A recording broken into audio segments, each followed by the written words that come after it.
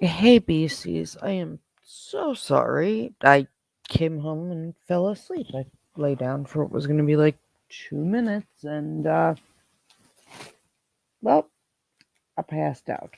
It's been a long week. So, you all have my sincerest apologies. I am sorry. I don't like to be late. I'm sorry, I'm sorry. Hopefully, we can regain some of our people. Um, Everybody still here? Hold on, are some people still here? Let's fix this. Yeah, we have people still here. Amanda was wandering around a little bit ago, but she's into physical therapy, so she'll be back as soon as she gets out. That's fine. Yeah, I fell asleep. I was it's been a long few days. I was like, oh, I'll set an alarm and lay down for an hour. No. No, that we see how that worked. Oh my god. Um I am truly sorry, everybody. I am truly sorry. So we'll give it a few minutes so Croc or Patty or whoever can update social media a little bit and or something and give people a few minutes to wander back over Okay. while I grab a drink real quick, which is like 5 feet away from me, but functioning right now is hard. I can't people. I have to like peopling is hard point mode today. It has been a week. It has been a week. It has been a week. Um. Oh, thanks, Star. Okay. Let me. Patty, there was a tantrum. But I did long story. But I was sleeping. I just suck. So hold on. Scroll through this real quick. Um, John, you can. No, John. Croc, you can add John.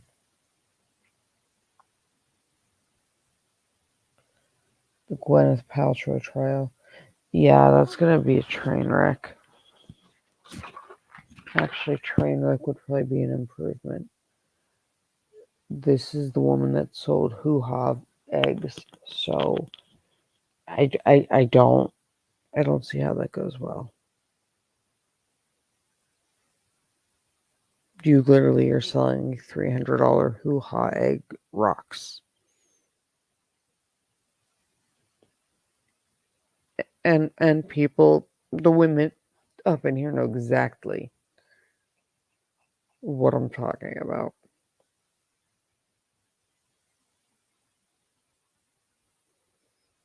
Mm, yeah, they're not pickled though. They're made out of jade. I don't get it. I'm all the confused. All of the confused. What part of that sounded like a good idea to somebody? Again, I don't jade? I know. thought it was bagged glass. No, hold on one second. I don't, there's something wrong with all of us in this layer.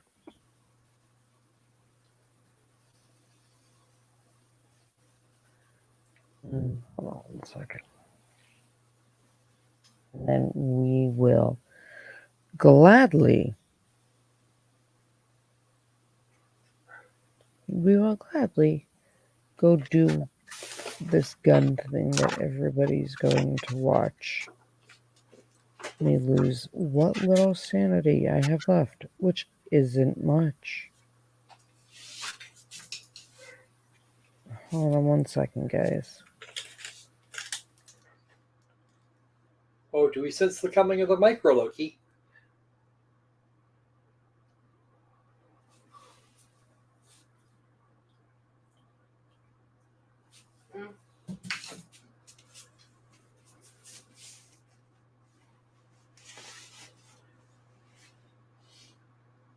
Yeah, I'm betting it's micro Loki.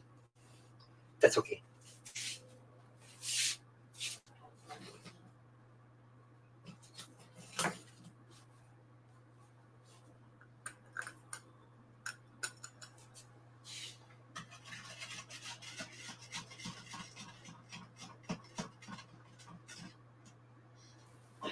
Yes, micro Loki is misbehaving.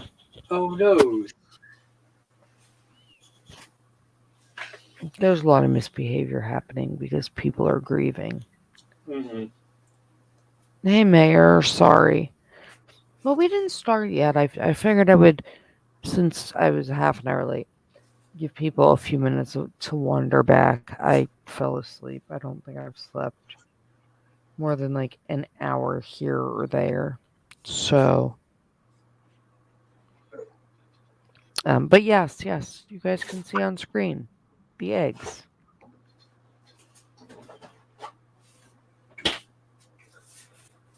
Oh, at least it's not returnable. $66. Hold on.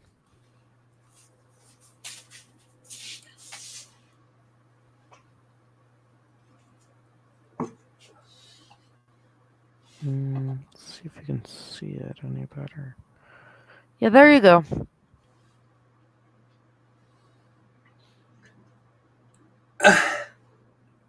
Say what? Oh, I Wait. told you. You're like, say what? Did you think I was lying to you? No, but who buys that? It sold out real fast. Debbie, it's a polished rock. It's literally made out of jade.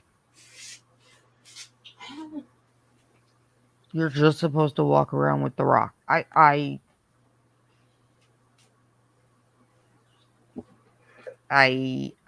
don't. It's a rock. Yeah. Rock, let me see.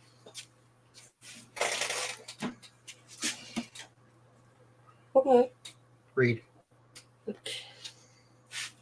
I don't. Yeah, it is, Debbie. Hold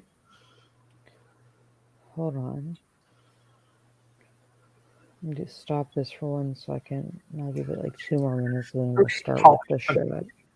Then we'll start with this show. Hold on 1 second. I'd love to have a piece. Have you seen the big chunk of green rock I have in the windowsill over there? That was mine. Okay. I grabbed it. Why? Wait. Because it has me. Okay, hold on. Because all I could hear is the lovely Mrs. Squirrel. The lovely Mrs. Squirrel is leaving. We are out of here. Okay. Hey, They're out waiting. All three of them are out waiting for me. Enjoy. No, not really. Have a good evening, Mrs. Squirrel. We love you. That's okay. If you don't want to rock it for your hoo-ha. Yeah, I remember hearing about those. You can buy a candle. That smells like hers. What? That smells like her vagina. No. What? No, Patty, they're not Benoit balls. Those at least are like metal, and no, this is legitimately like a river rock. When they first came on the market from this Goop website, those rocks were sold out 24/7. And I think I dealt with more cases of infections and issues with people having had them where they shouldn't be and ending up in the ER for infections or because they couldn't find it and get it back. I don't know. But now you can buy a candle. Why this was ever a thing,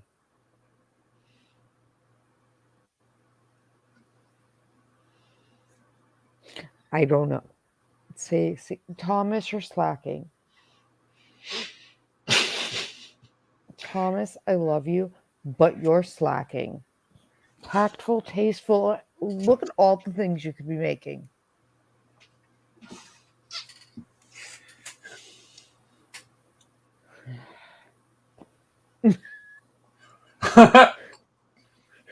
Just saying.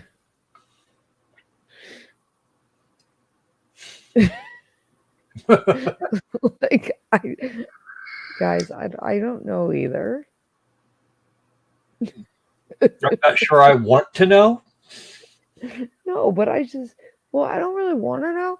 But there's also a smart part of, okay, people that have been here forever knows that if Thomas was like, no, you've gone too far, we've jumped the shark. When Thomas thinks it's inappropriate. Opal, I found something Thomas, Snarky P, I found something Thomas finds on it. I found something that Thomas thinks is too far. There's a line somewhere, and I think this is over it. Yeah. But it's Thomas. The fact that we found that line.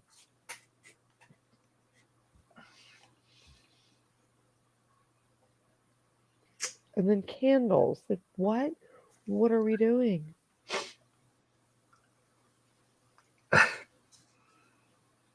Like, what?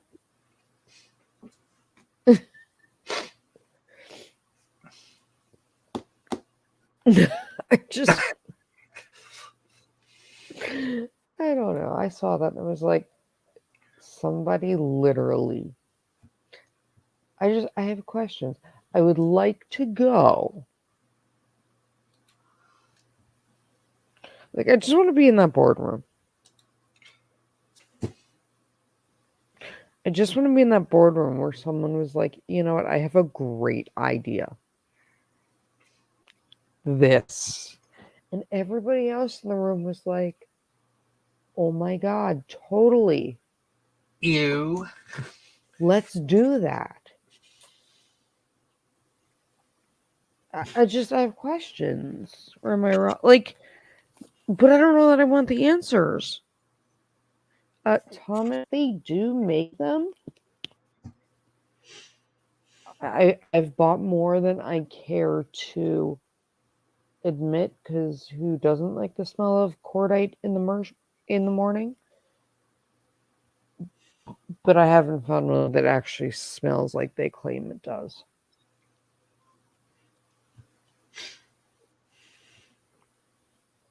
Yeah, Creed, I don't know.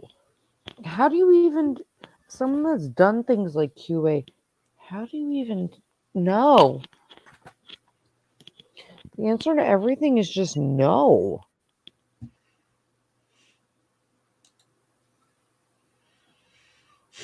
The answer to everything is just no.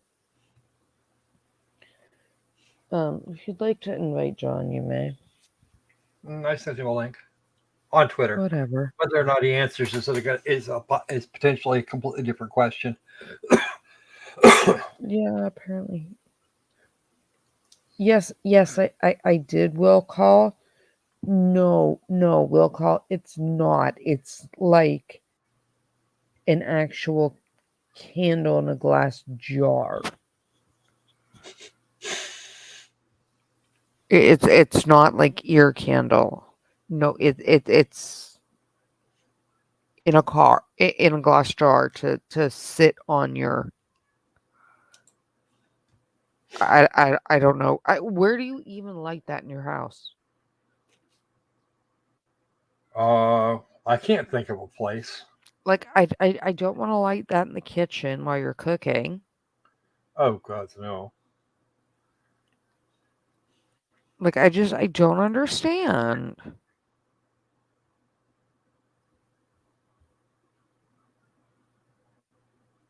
I don't.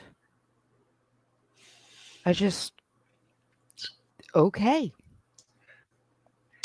Debbie, I don't care if it's for the I don't care if it's for the scent. I just oh my lord. If the yelling gets too bad in the background, guys, let me know and I will mute it. Because small people are misbehaving right now. Hold on.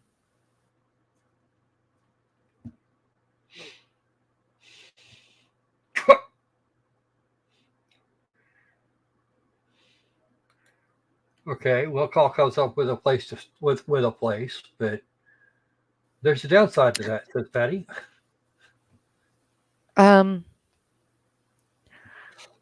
But yeah, Creed. I mean, like if you bought the rocks first, then I guess you could use that as your scent. I don't know.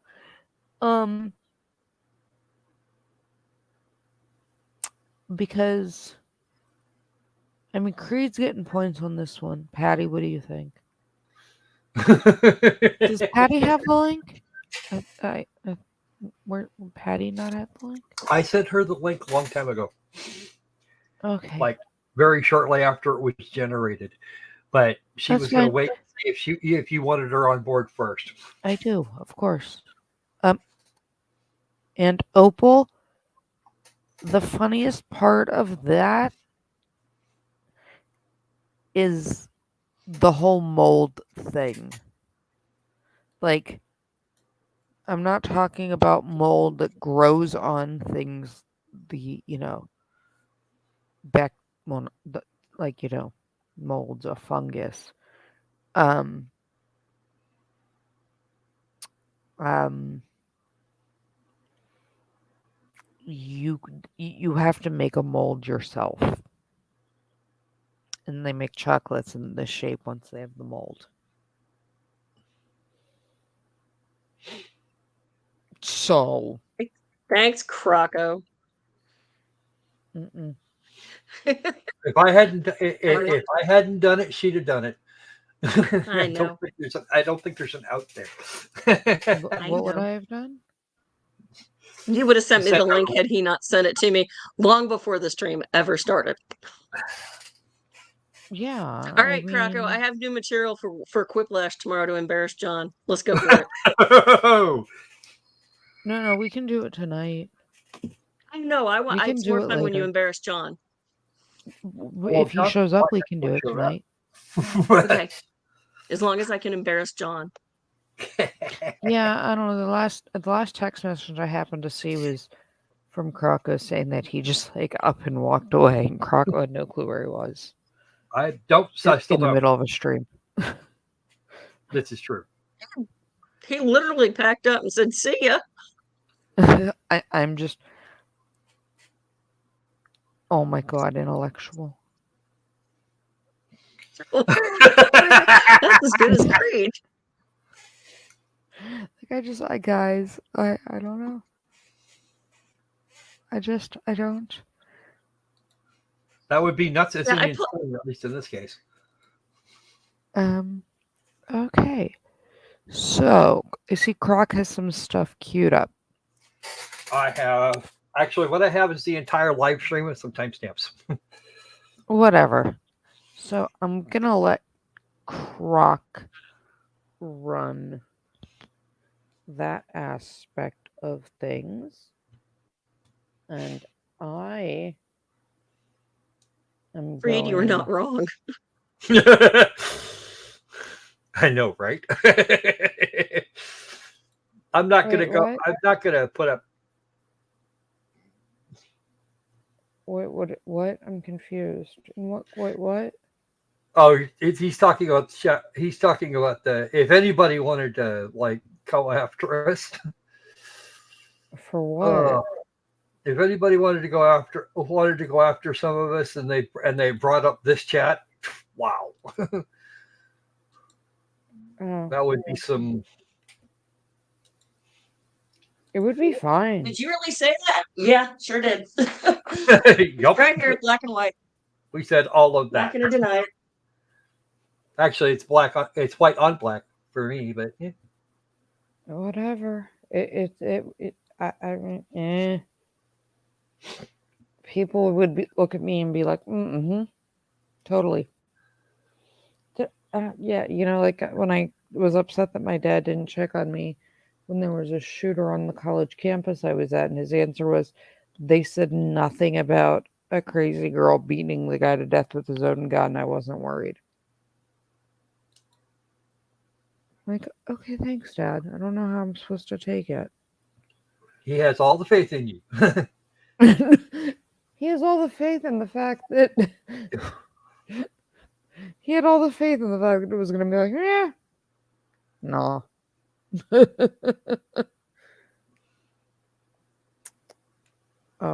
So yeah. Oh my God.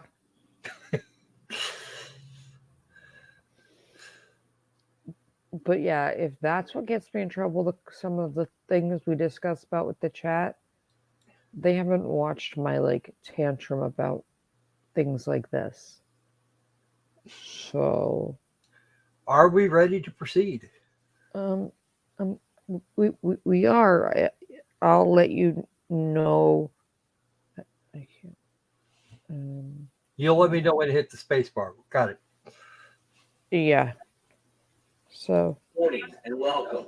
Till now, if you'll face me and raise your right hand to be sworn, thank you. Do you swear affirmative? Do me a favor, Croc. Yes, Do we want to do this from John's stream? Because I'm going to have to talk over everybody and him. Or do we want to grab like the stream from Law and Crime from today with those timestamps? I can do that. It's easy. Okay, let's do that. Just it's not that and everyone knows where John's channel is, and we can tell everybody where to go. I just don't want to like be struggling to hear something. Okay. Because John is yelling at the screen like I was earlier. Yep. Give me a second. I need to get new squishy things for my earbuds tomorrow. One of them came off. Opal, yeah, you don't need from now on, Opal.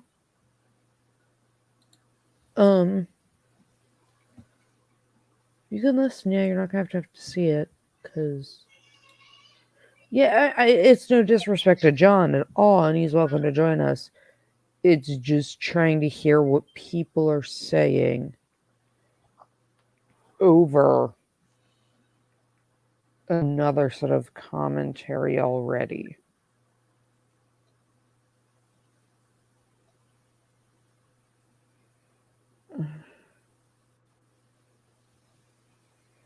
So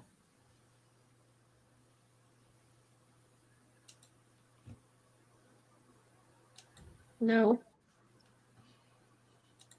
ha ha ha. So anyone that was here last night knew that I was ticked, and I was talking about like the FERPA thing and issues with the school. And my cousin is a licensed attorney in several states, and I just got an email back because he just sent the entire school board an email because I got one this morning like, hey, let's talk about this and how things are going to go. And how we're going to move past this. And so they got an email that says, "Hi, I'm counsel. Everything goes through me now." So I got an email that says, "I appreciate the urgency. We're going to have to review the communication internally. I'm going to add my co-leadership. We'll be in touch." I don't think they thought I was create FERPA, the Federal Education Privacy Act.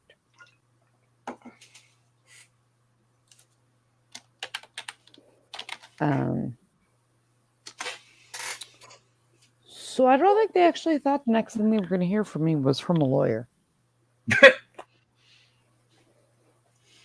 Because they were like, "Let's discuss this."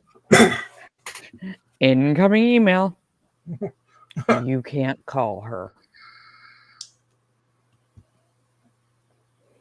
And I will say one thing, and you can all laugh. And this is the point that nobody can question discrimination on. My lawyer is a gay Asian Jew. Whew. Bill Richmond style. Right, but I'm just saying, like, if we're going to go with, like, "Oh, you're just discriminating, it's white privilege." It's literally a gay Asian Jew. He is a walking person walks into a bar joke. He's an affirmative action dream. Not long before I graduated law school, for a while, he was dating a black Muslim guy, and I literally used to tease him that he didn't have to check every single box. Debbie, what are we talking about? There was an issue with my little one with school, and the school board pulled some shenanigans, and they thought they were getting away with it. And I said, "I need to talk to someone before I answer you about the shenanigans." And then they sent me an email saying, "Hey, heads up, like, we need to talk about this." And I was like, "No." And so the lawyer contacted them today. And when I talked to my cousin, he was like, "When the school is too woke for me." I'm like, "Yeah, because you're a gay Asian Jewish lawyer. You check all the boxes. All of them." Yeah, I see your white privilege. Wait. See your white privilege claim, and I raise you one rainbow Asian. Wait, a Jewish rainbow Asian. He goes by Gaysian. He's a Gaysian. That's awesome. A Gaysian. No, his name is not Vinny. Okay. But it's like the best thing to me, because I was like, meh. Please say he's discriminating. Like, I just want to watch someone say he's discriminating against something. All right. Because I'm going to be like, what? Please find me a minority he's not a part of right now. Oh no! Didn't you hear? Harvard considers Asian people white. Okay, whatever. He does federal immigration, so he screams at ICE judges all day. Oh, so they really, really don't want to see him mad, because there's no judge for anything civil that compares to, like, the anger of a deportation hearing.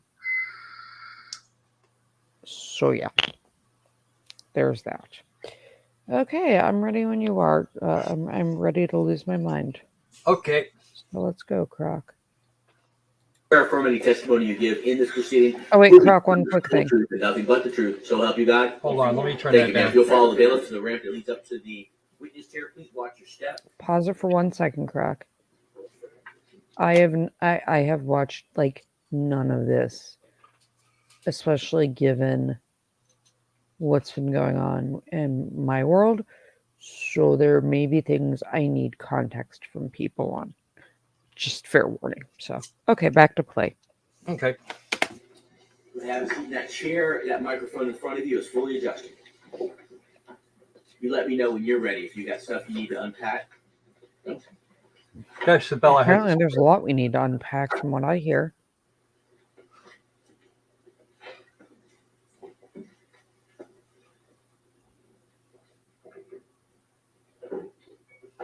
You ready? Yes. You may proceed. Please state your full name for the record. Jennifer Clark, C-L-A-R-K. How are you employed? I'm employed at the Florida Department of Law Enforcement How long have you been employed with the Florida Department of Law Enforcement? for approximately 20 years. Is the Florida Department of Law Enforcement also known as FDLE? Yes. What is your current position? My current position is Assistant Forensic Quality Manager of the Comparison Disciplines. Back in 2010, what was your position? I was a crime laboratory analyst in the Firearms section in Tampa Bay Regional Operations Center. How long back in November of 2010 had you been a crime lab analyst in the firearms section? For approximately 4 years. As a crime laboratory analyst in the firearms section, what were your duties and responsibilities at that time?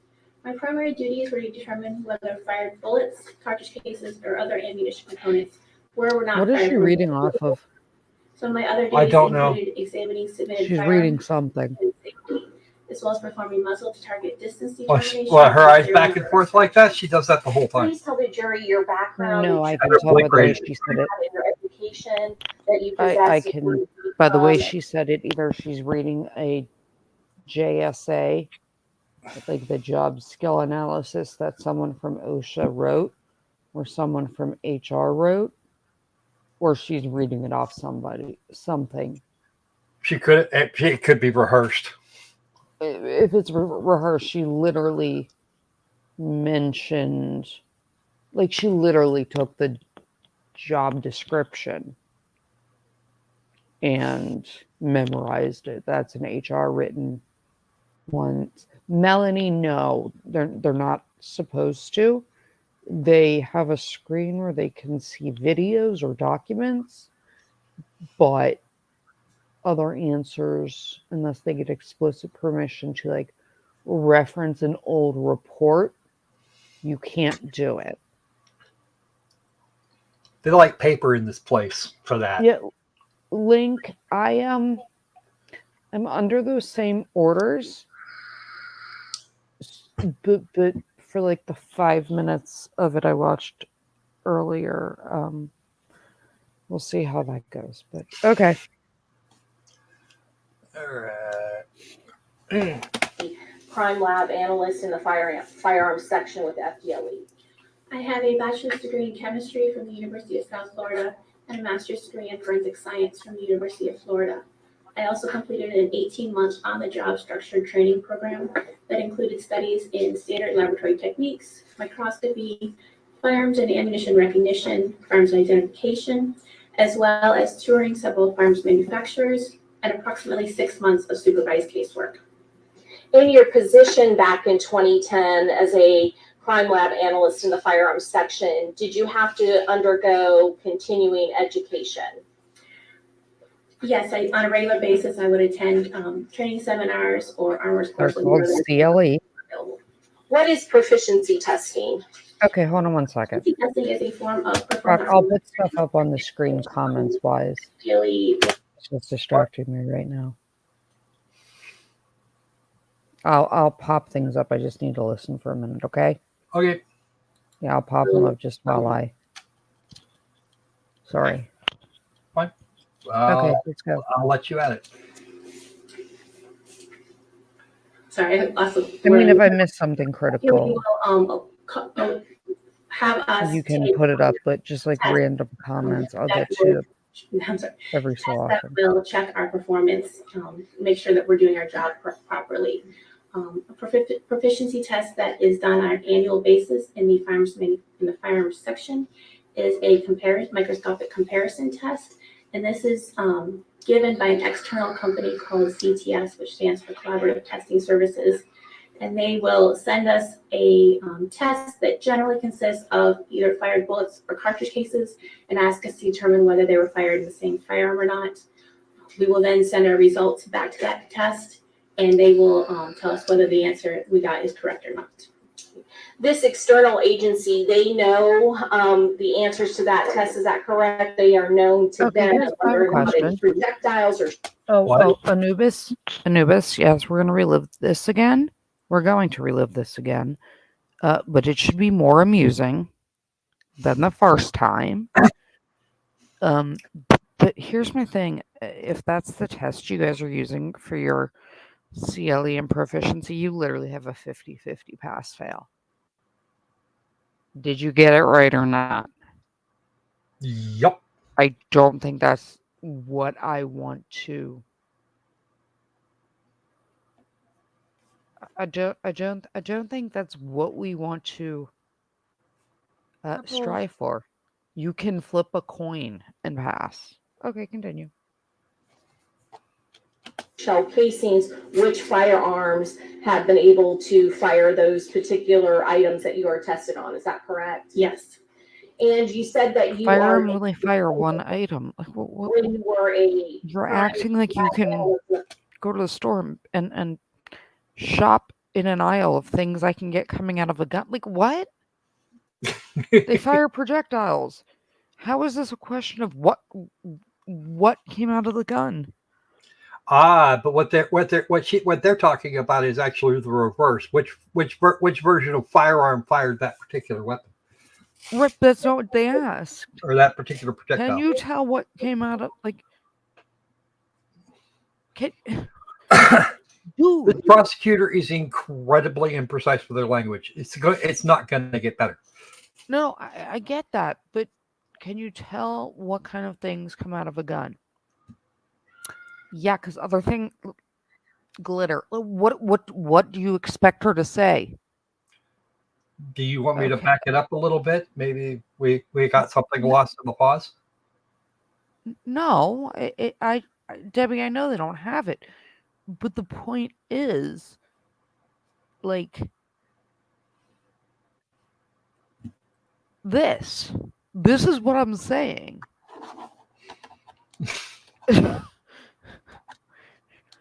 Did the screwdriver come out of the gun? Like, what are you talking about? What are we even talking about? No shit, Sherlock. Okay, let's go. firearm section. Is that correct? Correct. Have you ever failed one of those proficiency tests? No. Now, have they tested you both on whether or not you can identify spent shell casings from known firearms? Yes. Have they also done proficiency? So you asked the same question two different ways, okay? What? Just keep going. I'll tell you when to stop. I just said so you asked the question two different ways. It's the same question. And I know what a blunderbuss is, but we're these people aren't smart enough to know this apparently. So let's go. You can identify projectiles. Which projectiles have been fired from a known firearm? Yes. How often are you tested on both of those areas at the same time or alternately? There is not a set schedule, but in past history is generally an alternate year for bullets versus cartridge cases.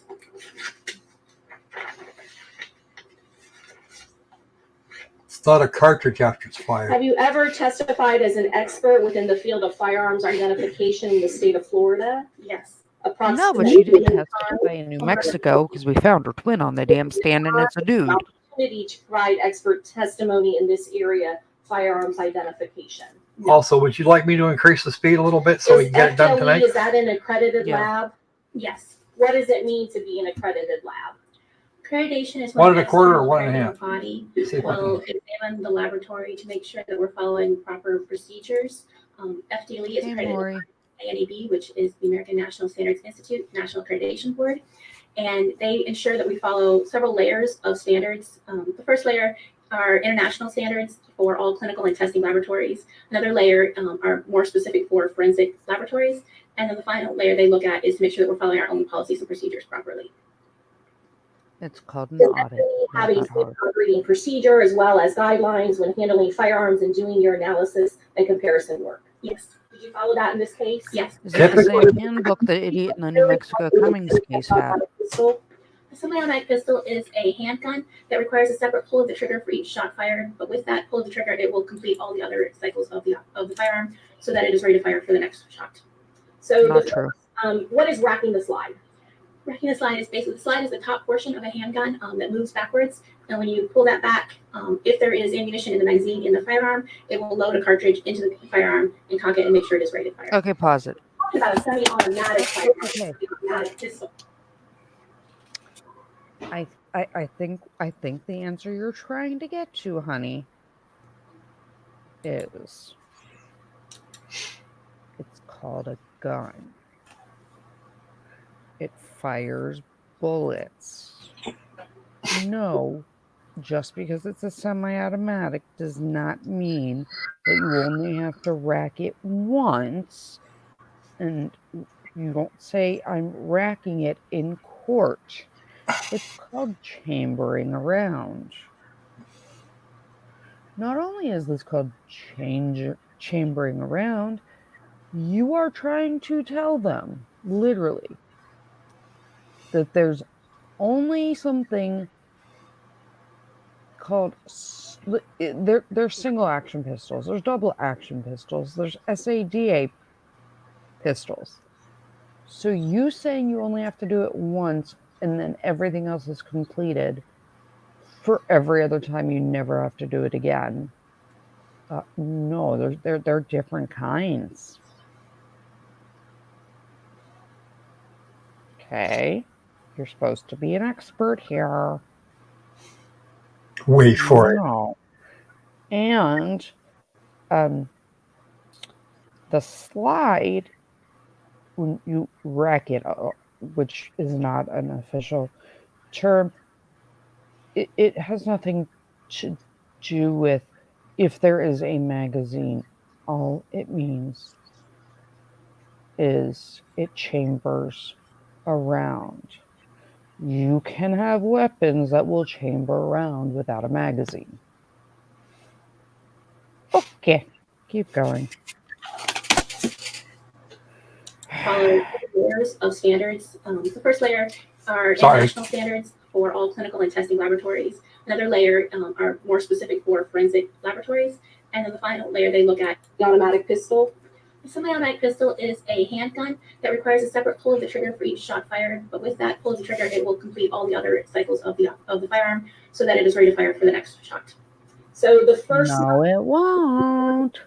Racking the slide is basically, the slide is the top portion of a handgun that moves backwards. And when you pull that back, if there is ammunition in the magazine in the firearm, it will load a cartridge into the firearm and cock it. Chamber a round. You're talking about a semi-automatic firearm, a semi-automatic pistol. After you rack the slide and put a bullet in the chamber, do you then ever have to rack the slide again once you start firing the trigger? Not as Yes. there is functioning and there is ammunition in the magazine. Yes, you do. If it is not a yes, you do. It depends on what kind. To pull the slide back again or remove the magazine.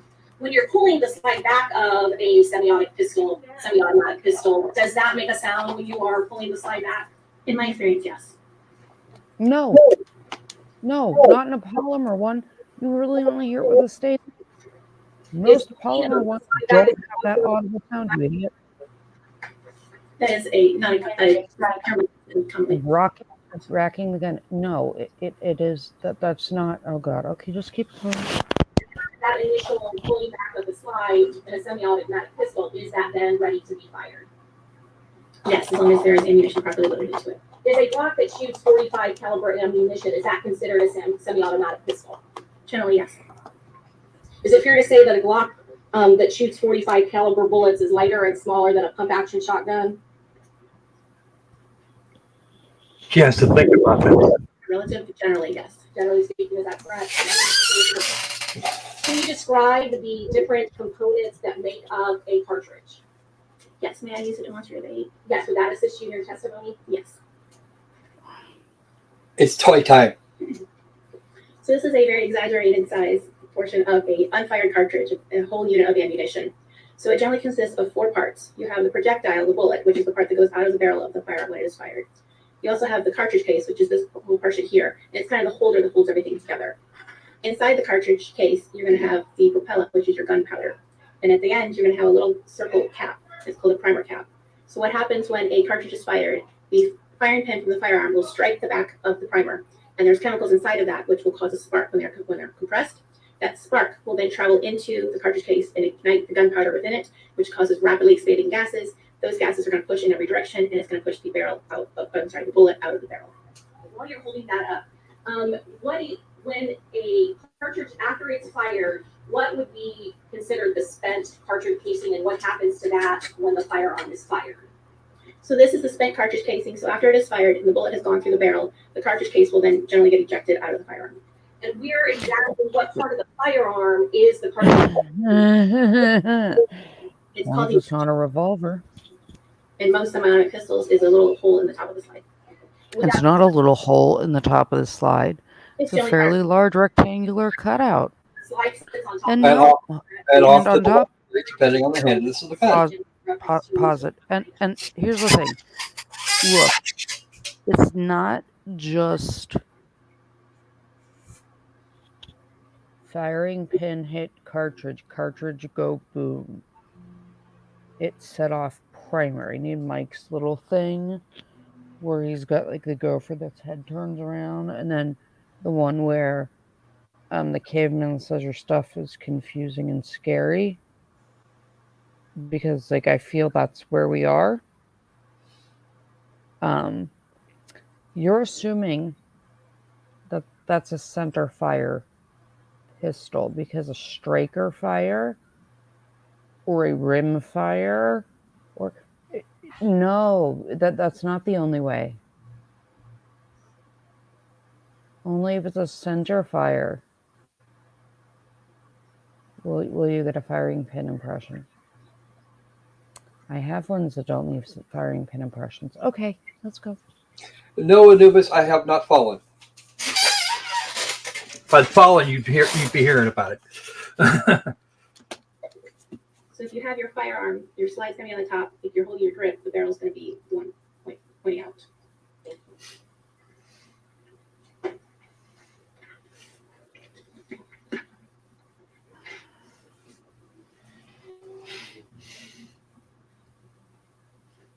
Is that spent shell casing, is that also referred to as a fired cartridge? A fired cartridge case. A cartridge is a whole unfired unit. It's a spent cartridge. And the bullet, the portion that goes through the barrel, is that also referred to as a fired bullet or a projectile? Yes. When projectiles are fired out of the barrel of a firearm, can they fragment when they hit their targets? Yes. Yes, they can fragment. It's called frangible ammunition. For analysts in the firearms section, did you compare spent shell casings from the same location and different locations in order to determine whether or not they've been fired in the same gun? In this particular case? Yes. May I refer to my notes? Yes, if it helped refresh your recollection. You don't know if you did it? So based on the information that was How do you provided not know? with tracking form, yes, they were from different locations. Please explain the underlying premise for comparing spent cartridges, the spent cartridge casings, to the other spent cartridge casings. So the primary principle behind crimes identification is called the two-mark principle, and it states that a harder object will leave microscopic marks on a softer object. So in this case, a firearm is your harder object, and when the cartridges are fired through it, they're going to be your softer object, and anything that they come in contact with during the firing process is going to leave marks from the gun onto the cartridge cases and bullets. Creed is correct. Compare like to like, so I can compare bullets to bullets, or I can compare cartridge cases to cartridge cases. And if I have a firearm to compare to, I will test fire that firearm to acquire samples of those bullets and cartridge cases to compare those like to like. Just click the stars and then I will answer them. Just star them so I know. Allows me to look at two objects at the same time in the same field of magnification, so I can manipulate those That'd two be called a comparison microscope, you idiot. when I'm looking at two cartridge cases or bullets, I will first look for what we call class characteristics. And these are characteristics that are determined prior to the manufacture of the firearm. They help narrow down a group scores. So generally the same make and model of a firearm are going to have the same class characteristics. So if we relate it to vehicles in a parking lot, you're going to have, if you're looking for your car that is a green Ford Explorer, there could be hundreds of green Ford Explorers in the parking lot. They're going to have the same, what we call class characteristics. They're green, they're Ford, they're the same make and model, it has 4 doors, all those things that they're exactly how it came from the manufacturer. There could be hundreds in the parking lot, but it's going to be different than a red Prius. You're going to be able to exclude all of those. So if I look at the class characteristics and they're the same, the next thing I will do is look for individual characteristics. And these are determined accidentally during the manufacturing process and also during the normal use and abuse of a firearm. And these are individual and unique to a particular firearm. So we go back to our car analogy. You're looking for your green Ford Explorer. If you know that it has a crack in the windshield and a dent in the rear bumper and a scratch along the right side and all these different imperfections and uniqueness to it, that's going to help you identify that particular car out of every other car in the parking lot. So come back to when I make my comparisons, I'm going to look at those 2 types of characteristics and determine if there's sufficient agreement within those patterns to determine whether they're required for the same firearm or not. Sufficient agreement. Please note, those words are important later. Under a microscope. Okay, pause this. And are you able to take photographs of the side by side? What she's getting at and is doing a really shitty job of explaining is it's not predetermined. What you can't get from point A to point B with the way she said this. You can take a brain. You know what, Mayor, see this is why I told Croco we can't put things up on the screen right now because I saw it out of the corner of my eye and now I said that I have a brain.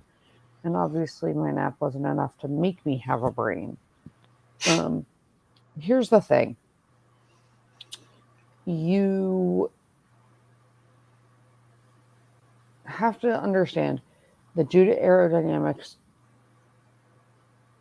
and accuracy, there's something called rifling. So barrels are rifled. So what she's trying to get at is the only class characteristic she could possibly come up with without having a weapon initially is caliber,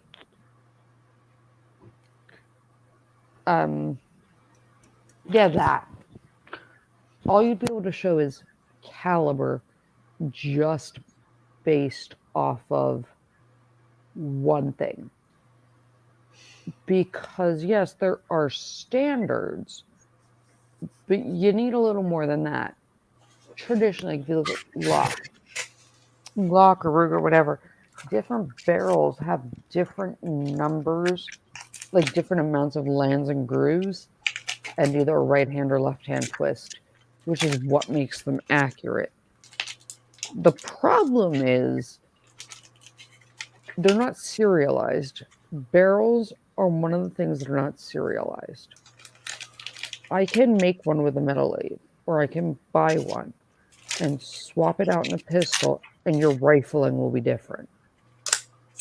So the only thing you can reliably 100% tell is a guaranteed class characteristic is the caliber. It's not like a Ford Explorer that you're like, all Ford Explorers have 4 tires. Nah. Because you can swap a barrel and have different amounts of lands and grooves. And you can't say that it had to come from a Glock because Glock is the only company to use, 7 lands and grooves with right hand twist. They're not. Very few manufacturers have barrels that differ that greatly in the number of lands and grooves and twist style that you would, from the word go, be able to peg what type of weapon. Okay, continue. 2 seconds. Comparisons that you were looking at under your microscope. I am, but I look at the entire 3-dimensional surfaces of those bullets and cartridge pieces, and I can only take pictures of representative of what I see. when you're looking at the spent cartridge casings, can you tell the jury, walk the jury through exactly how you analyze and examine them? So I will first have my cartridge cases. I will look at them individually, write up a comprehensive worksheet on them to identify those class characteristics. Make, model, caliber, what the size is, what types of metal the things are made out of. All those characteristics complete on a worksheet. And then if I will compare the ones that have the same class characteristics under the comparison microscope to line them up and look for that pattern of those individual characteristics. Okay. I'm going to show you what's been already introduced into evidence. Essentially playing like one of these things is not like the other game. 21A, 21B, 38B, 40B, and 41A. Already identified and formed as Circle all the differences between the two pictures. ocean risk privacy. Can you take a look at that? Does FDLE have a unique identifying number that is assigned to each case? Yes, when it is submitted, it is given a unique FDLE case number, exhibit number for each package. Can you look at, and do you, when you get the package and document what packages you receive, do you place your own markings as well as the FDLE number Yeah, on the clutch chain of custody, idiot. reports? Yes, I will place that unique FDLE case number, exhibit number, and my initials on the packaging. Can you just review and make sure that your markings are on all of those packages that I sent you? Pause this for a second and let me go through this. Did you star things or no? I start the one. Okay, hold on. Let me go back here for a second. That's fine. Just give me 1 second. Let me scroll down. They didn't know.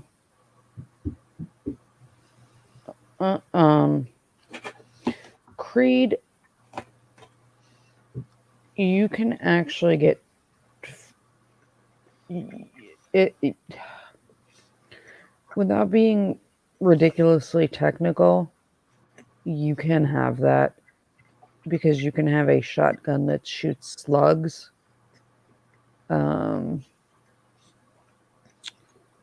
But the shotguns that shoot 45 caliber slug ammunition are very expensive and fairly obscure and rare. It can happen.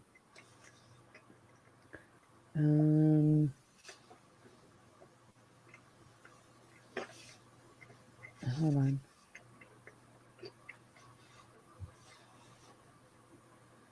Wait, where's Debbie? What did Debbie say? Oh, what's a blunderbuss? Okay, yeah. We're going to go through this. Creed, you have a 50-50 chance. Like, how hard is this? I'm sure people have failed. But flip a coin. No, wait.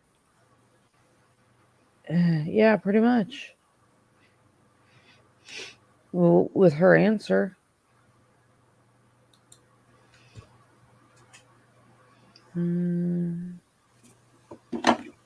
Let's see. They already know what gun they don't have is. They even know it had a non-sterile. Yeah, Creed. I'm gonna need to know where they bought that crystal ball. No, Debbie, it's not blinking too much. It is referred to generally. I'm not a fan of like body language analysis, but you'll see that rapid blinking either when people are trying to recollect something or they don't want to look at you. I don't put stock in it like people that are super into body language do. Generally, you can tell there's something wrong. Yeah, she's trying to not look blank with terror. I don't know if it's that or we've just had too much Botox. Or too much booze. Yeah, if it could be a frangible round.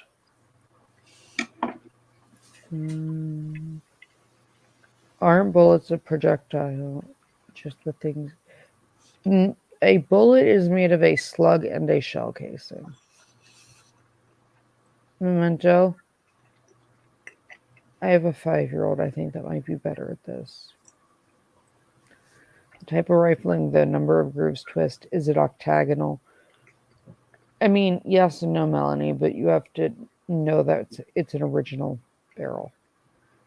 And you're not going to octagonal isn't that common to put context. You can take it from point A to point B. Creed, I saw this earlier. I don't know if it was you or someone in John's thing.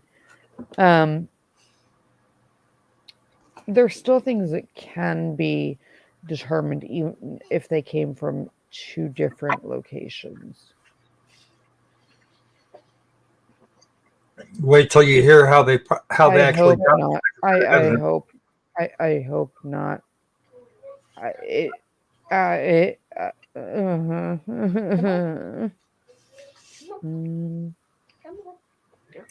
And yes, she says that clearly, repeatedly.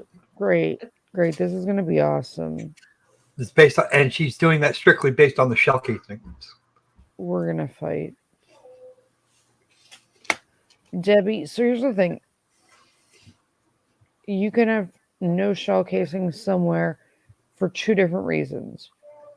Reason one being you policed your brass, which means you picked it up so you didn't leave evidence.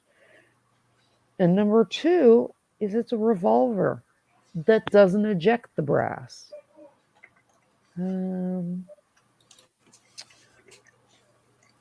Debbie, I don't like her either, but I don't like her because she makes me want to go against everything my doctor said and chug the fifth of salted caramel whiskey sitting next to me. It's not going to get better, Loki. At this point, I was already ready to throttle her. Okay, continue.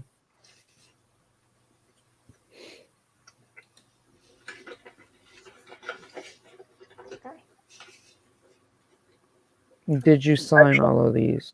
Actually, Yes. I did. I did star one more here just recently. Okay, I'll get it. Just let it go. I'll get it. Okay. Yeah. While she's reading her name, put it up. You can put it up while she's reading, Croc. Okay. Because she can't tell what her own damn name is, apparently. We'll see.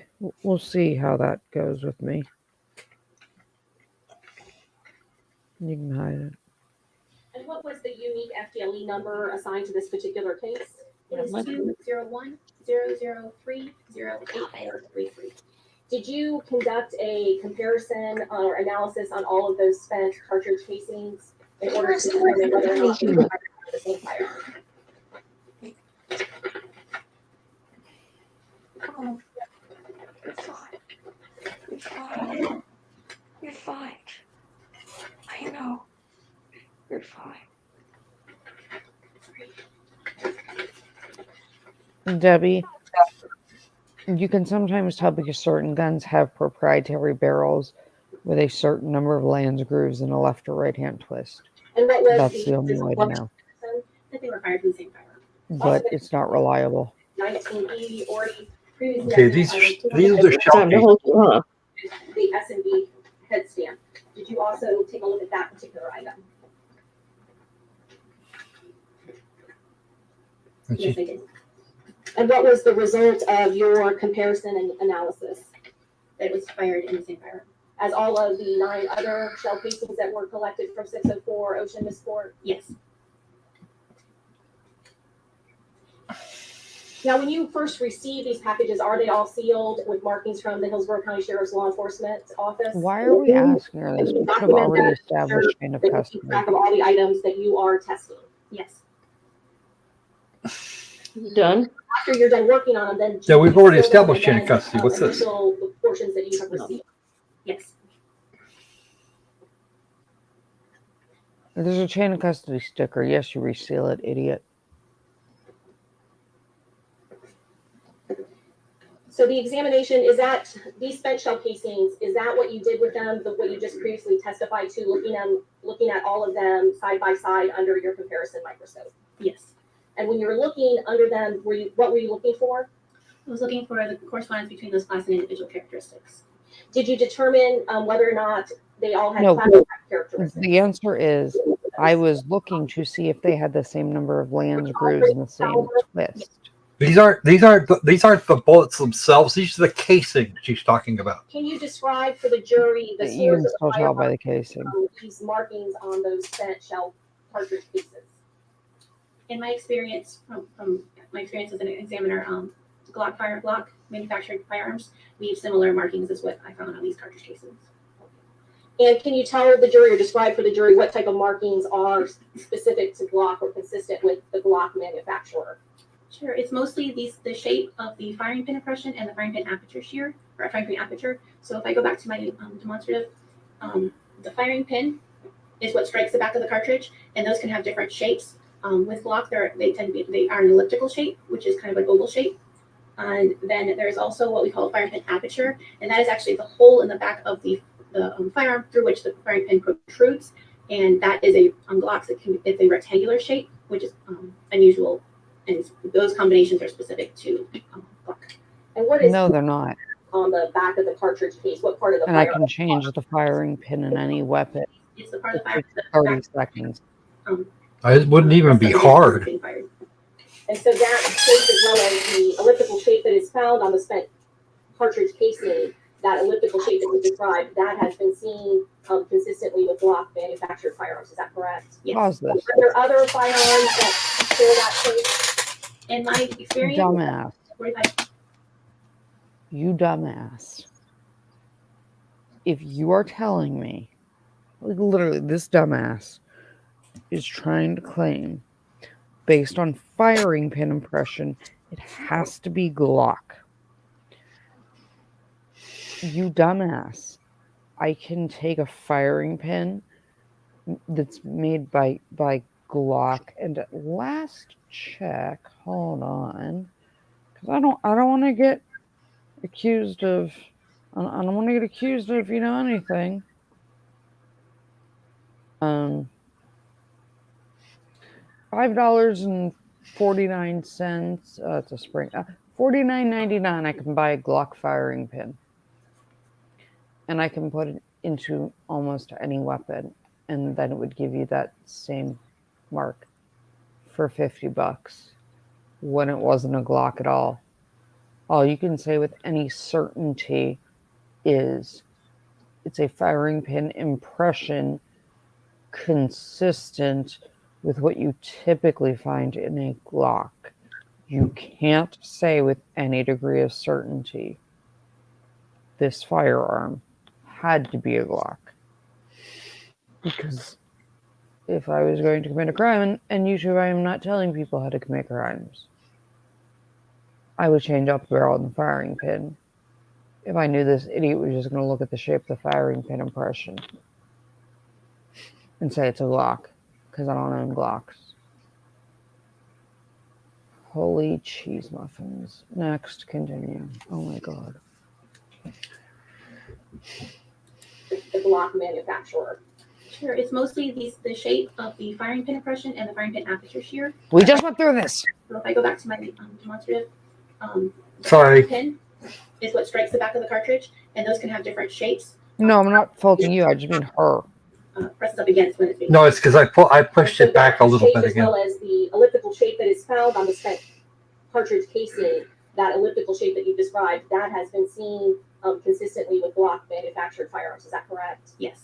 Are there other firearms that share that shape? And Yes. in my experience, in a 45 caliber, no, I have not seen any that look similar to these. Yes, Now, in your fire because you can change the firing pin. areas of similarity that you may find on two casings that you are comparing. Yes.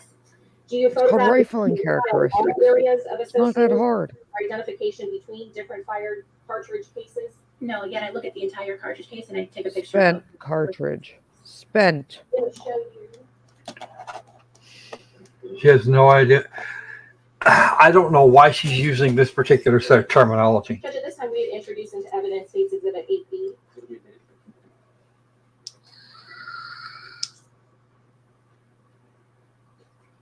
And to show you what's been marked or introduced into evidence 8B, which shows page 60 and 63 of your bench notes. Do you recognize this exhibit as a true and accurate photograph that you took on that comparison microscope?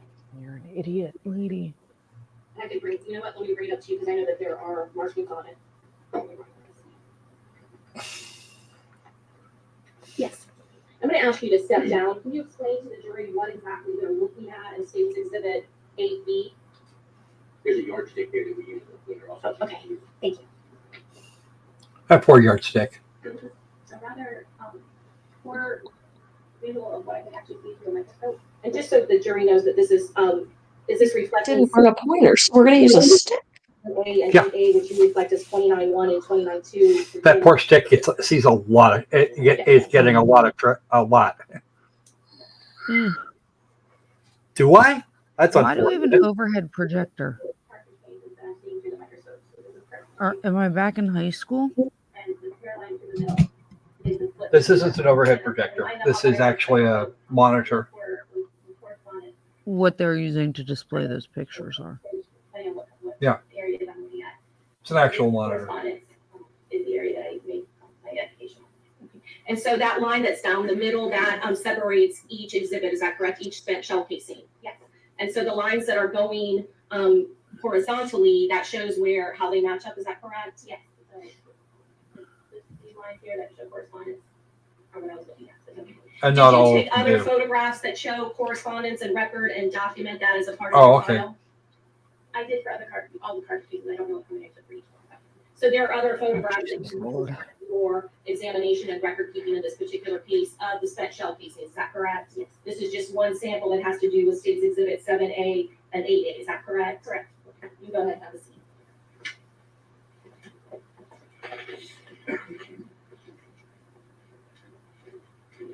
I'm going to show you 171A, previously identified as the spent shell casing in the Keetley property collected by the paper.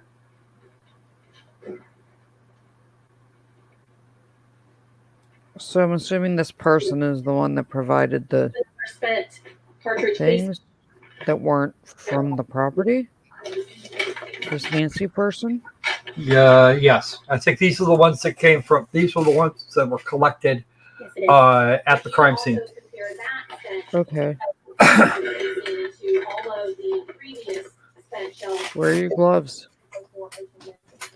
Where are your gloves at? Have an opinion as to whether or not that shell casing in 171A was also, what, do you have an opinion as, what was We're your talking about the opinion crime on scene, that, Creed. comparing it to all of the other spent shell casings from 6 and 4 Ocean Mist? That they were fired this Oh yeah, no, he's right. Those were Did collected you do that same examination that you just testified by to, the looking machinist at and it his and wife. doing it under the comparison microscope? Yes. Nancy's probably a crime scene tech. Probably. I'm going to show you State Exhibit 172E, previously identified in court as 1845 shell cartridge casings from the Keetley property collected by Wesley and Carmen Smith. Oh, okay. These There are we people. Cartridge casings.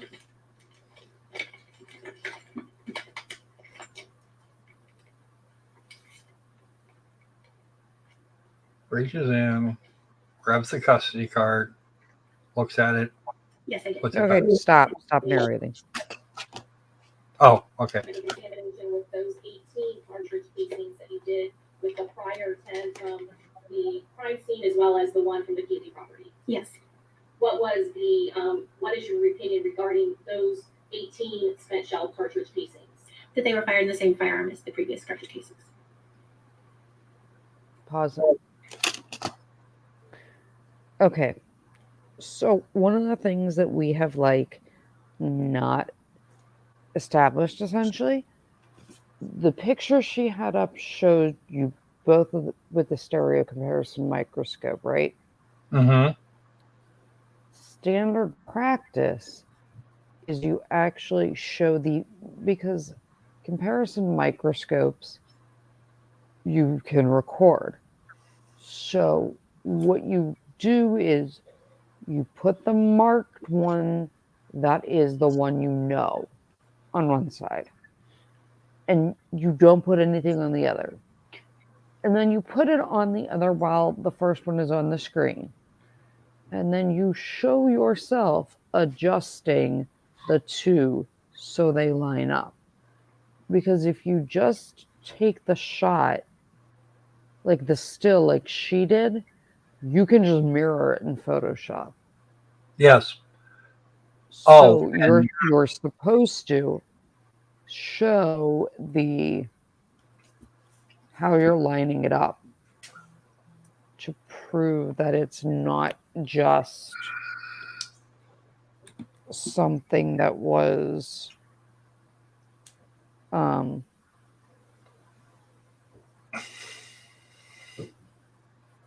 you know. Okay. So you know okay, it's not Photoshop. here's Hold the, on. Found on the Keetley Trial. Like, yeah, Creed. I mean, yeah, you can get things from other properties, but the point is, you need to show yourself lining them up on screen, not just show a perfectly lined up one where I can just mirror it.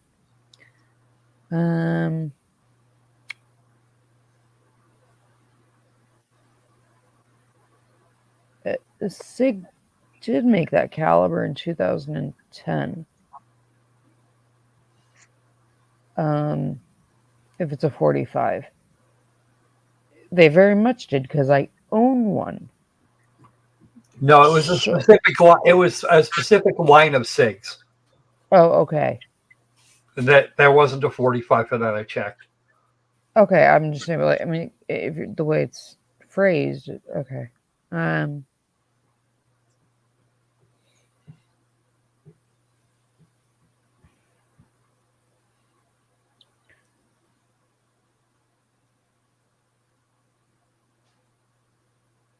Mayor, while that's true, to a degree, I can take the firing pin out of your weapon, even if it has a unique characteristic, and swap it into mine.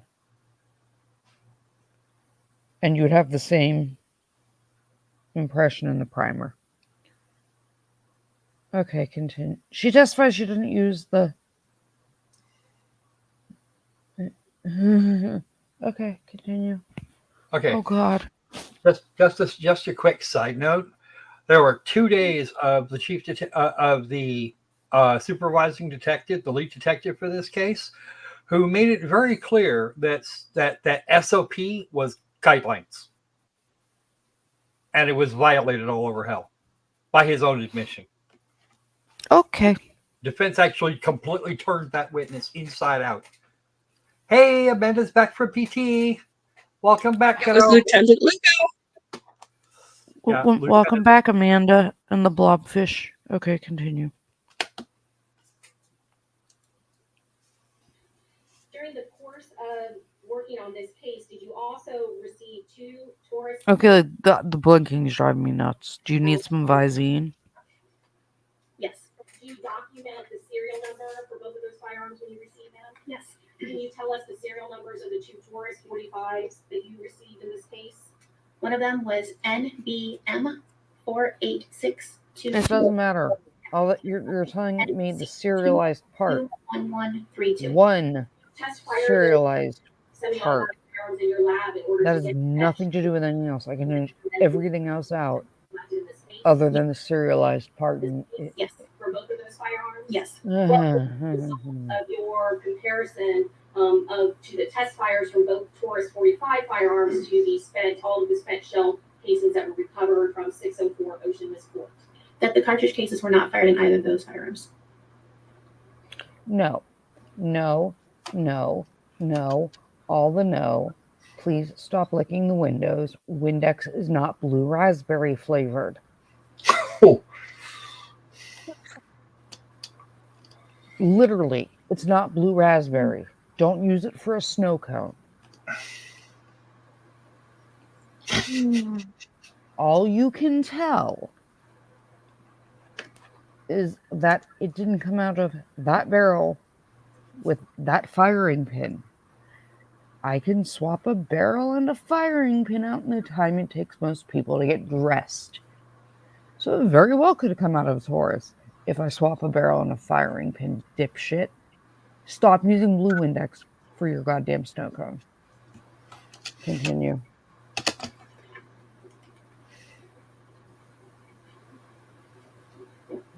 With regards to the 10 spent shell casings collected from the crime scene 604 Ocean Court, based on your examination, experience, and research, and the class characteristics, did you arrive as an opinion as to whether or not they displayed class characteristics that were consistent with spent cartridge cases that were fired out of a gun manufactured by a specific company? They were consistent. They displayed characteristics consistent with having been fired in a Glock firearm. Is that They also could have characteristics consistent with it, but it's not the only way to do it. You can't say with any degree of certainty. collected by Leslie and Carmen Smith? All of the cartridge cases I received. When did you do your initial report with respect to the manufacturers for the 45 spent shell casings that you looked at in this case? I'd also like to point out, idiot, that you shouldn't have known where they came from. SOP is you have casings. Do they match? Not do the casings from two different locations could they have matched? You should never know where they came from. Your job is not to know where they picked them up, dipshit. Your job is to say whether or not the tool marks and impressions came from the same weapon. So do not be like, oh yeah, I know we picked that one up over there, and it was noted that we picked this one up over there. Mm-hmm. You shouldn't know. It's called confirmation bias, you dumbass. Continue. Oh, this gets better. The shell case. Oh, We'll get to it, I'm sure. oh no, this is something you need to know now, I think. Oh no. These shell casings were from and a few slugs were from a shooting. They were on the guy's property, practice firing. And when the machinist and his wife picked up all the spent brass, tossed it in a Victoria's Secret bag, put it in a like a little trailer shelter storage thing, and left it there. And left it there. They have access to this thing. And then they took the police back later and handed it to them. I don't really find much of an issue with that. Like weeks later. I don't find as much of an issue with that as people are putting weight on it. In all honesty, because there's other ways you can verify and check things, even if that was the case. But you don't, as an evidentiary analyst or as a firearms expert, announce, yeah, these ones match the ones that were found at this other location. All you can say is all of these have consistent tool and tool marks, tooling. You can't, where they found it, it's not relevant, and you're introducing confirmation bias. Oh my god, that's like something you learn the first week of. Okay, continue. My original report was authored on December 20th, 2010. When you initially did that report, did you include any other manufacturers that may have fired those spent that displayed class characteristics consistent with the ones that were collected from the crime scene as well as from the Keetley property? Yes, I did. What other manufacturers did you include at that time? I also included Smith & Wesson Sigma firearms. Since that, Oh, Sigma's what they're talking about. Okay. Or report with regards to the Smith & Wesson Sigma. Yes, I have. And when did you amend that report? I amended it on February 15th, 2023. And was that based on material that was provided to you by the defense attorney in this case? Yes.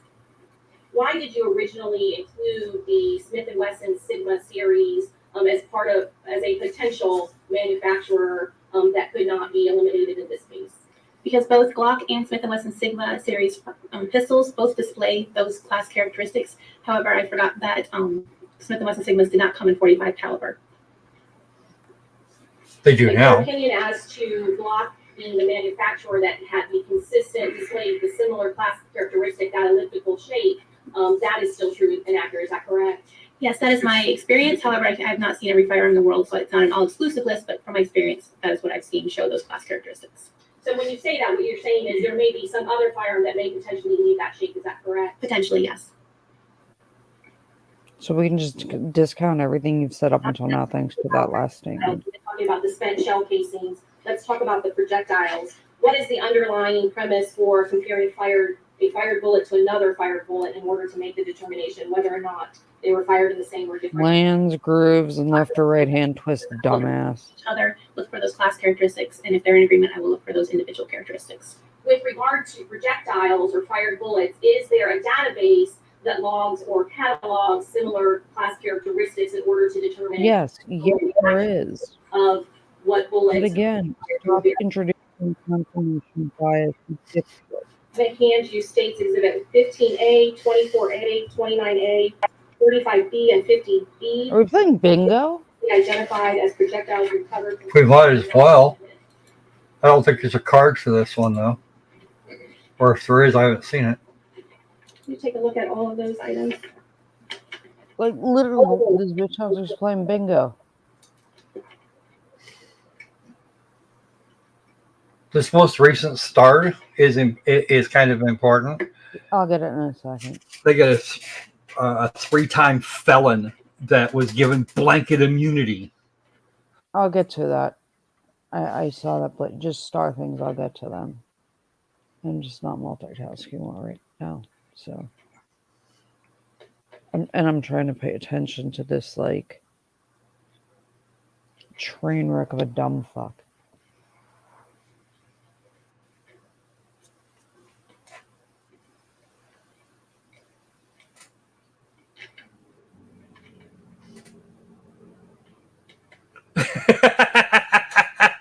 I see, Melanie. I see.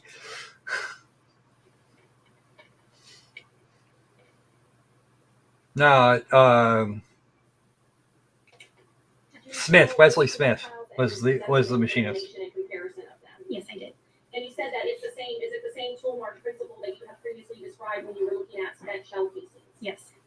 Now, you had previously testified that you were looking at the casing as well as the mark made by the firing pin of the gun when you're looking at the spent shell casings. Is that correct? Yes. With regards to the projectile, what is leading marks on the projectile? So as the The projectile lands and grooves from the There is barrel. cut in a spiral groove inside of the barrel, they're called rifling, and those rifling is what grips the projectile and causes it to spin, but it also leaves any individual marks from the barrel onto the bullet. Well, are you also looking for class characteristics as well as individual characteristics when looking at spent bullets or projectiles? Yes. When you're looking at the rifling, Did you the do term that? is rifling. All those spent projectiles that I just handed you, did you compare each one of those individually to one another? Yes. What was the result of your analysis and examination of all those spent projectiles from 604 Ocean Mist? That they were fired from the same firearm. No, all you can tell is there was the same barrel and the same firing pin. That's it. 156A. All you can testify to is the barrel and firing pin. That's it. That's all you can testify to, dumbass. Let's take a look at all of those.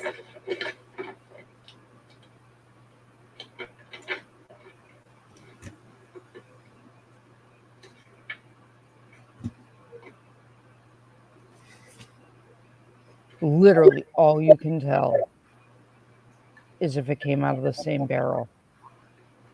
That's it. Came out of the same barrel, firing pin impression. That is it. I can take Sod's barrel from his weapon and put it into one of mine, shoot it, and then give Sod the barrel back.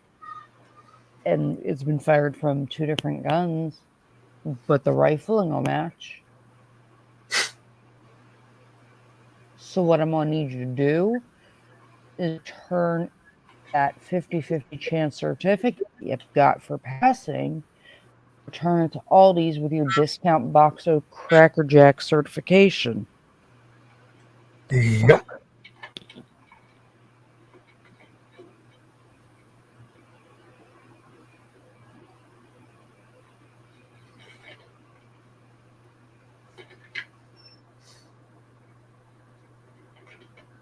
I don't.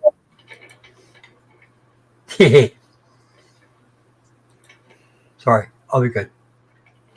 Creed, apparently I have like days of this ahead of me Those projectiles with that things. Yes, I did. And do some of those packages have more than one projectile in them? Yes, they do. What was the Why? result Why? No. No. projectile, No. that One per. packages One. or not? They were One. firearms. No. The numbers are long and confusing, so I want to make sure. You And you can't for the record, if you tell said how many projectiles were in anything 160? other than the barrel. Stop trying to make fetch happen. Oh my god. That's okay. The defense will get revenge. We'll get revenge for you. No, there's not enough to get revenge. No. 162 No. fire projectiles. I'm sorry. And one Anubis, fire fragment. no. And I'm talking about the two fired projectiles. With just the one 163C, we held just the one thing No. that I showed you I can't guys, hear her. that was it for the day. I Sorry. you don't have to apologize. I just can't hear over you. were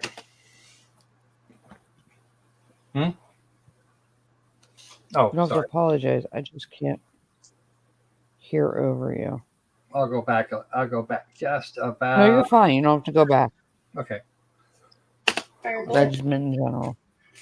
Another fire bullet. And two bullet fragments. and then 156A, did that also have a fired bullet projectile? Please stop putting the same things in envelopes with more than one thing because you're transferring things. And you're not wearing gloves, you dumbass. Fired bullet. And did you compare when You tell her.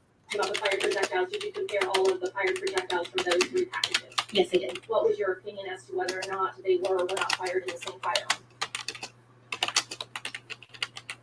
So You can't testify to that. All you can testify to is barrel and firing pin impression. I'll have them with fire. That's it. And then did you also compare them to the 5 projectiles that were recovered from the 604 Ocean Mist ports? Can you tell me which projectiles those were? Yes, ma'am. 15A, 24A, 29A, 35B, and 50B. Bingo. Because that's all I'm going to do every time she fucking... I'm glad we're not playing drinking. I know, right? I'd be hammered. Mayor, do I need to turn myself up? There were 5 projectiles. Or do we need to turn her up? The 5 at the Ocean Mist port, yes. And the ones that you have just testified from the 3 packages from the Van Door on the Keetley property, did you compare those to the 5 from Ocean Mist port? I'm sorry, can you repeat that again? Yes. You just testified that the 3 packages that I just handed you, which were 162B, 163C, and 156A, that they were all fired from the same firearm. Is that correct? Correct. Did you then also No. compare them to the 5 projectiles No. from the port, 15A, 24A, 29A, 35B, and 50B, No. whether or not those were all fired from the same firearm? Yes, I did. And what was your determination? That they were all fired from the same firearm. Now, I'm also going to show you some additional projectiles that were recovered from the Van Door property, 159A and 161B. You can take a look at that and tell us how many projectiles are on each one of these. 159A and 1. What are they trying to get to? Is this the prosecution's case? Yes. The fuck are you trying to get to? They don't. I don't know, and neither do they. It's been like that since I came into this thing last Wednesday.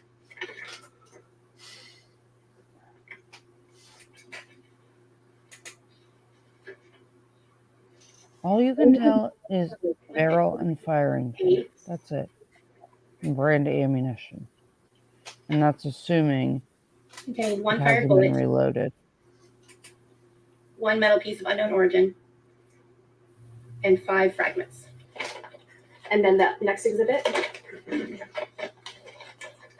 Get this.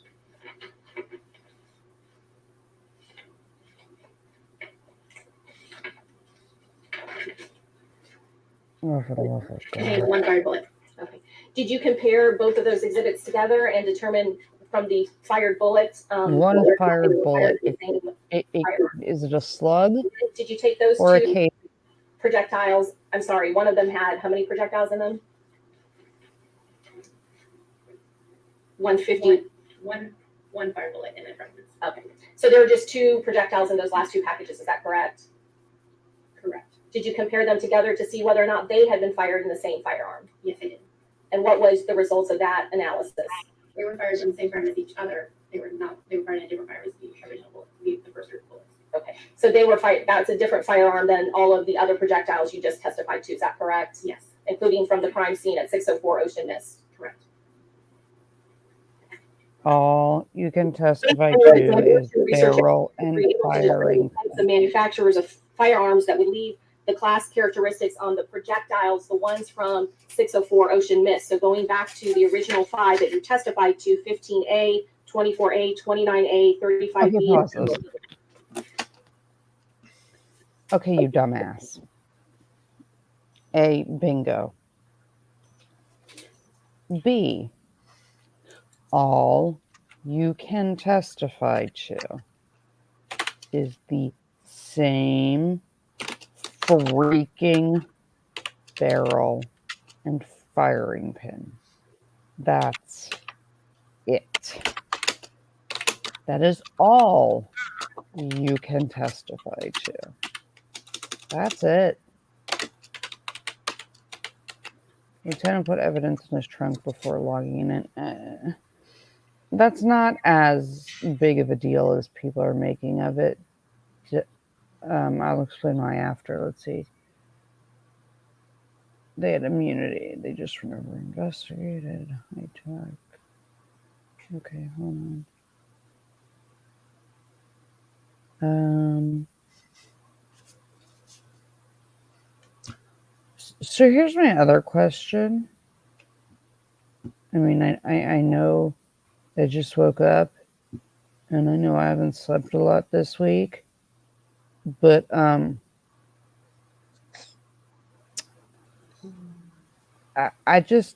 like to know, since you're so smart, did we fume the rounds and look? Did we use cyanoacrylate and look at the fingerprints left on them? Probably not. No. Because you can do that. We can use cyanoacrylate. It'll fix anything. And then you can see who loaded it. You know, that fingerprint thing. That thing that's existed long before, like, ballistics comparisons. That. But okay. And then what about breech face and extractor markings? Intellectual, same thing. I can change it out. The brief, I have a tuned extractor.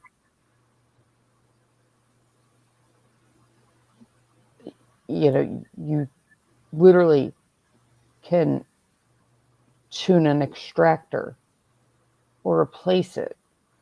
And the breech face, I can take that Taurus they were talking about,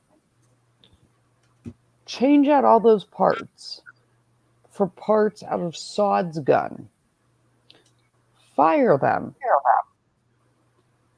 and then return them, and every one of those characteristics she would be testifying to, saying with 100% certainty it had to come out of Sod's gun. And Sod's not saying Sod would do anything wrong. I'm just pointing out a person that I know. Let's see. You can change it out from what? This dipshit. Yeah, no, Creed. That's what I'm saying. Regardless if they have the weapon or not,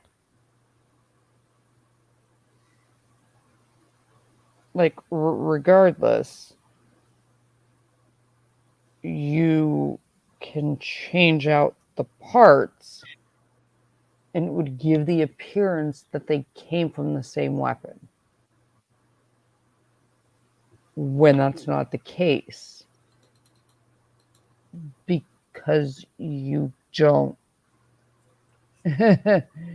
have the weapon. So without the weapon, you can only testify that the things that would leave breech face marking, extractor marking, firing pin impression, and rifling, that those were consistent. You cannot say with any degree of certainty that it was the same gun.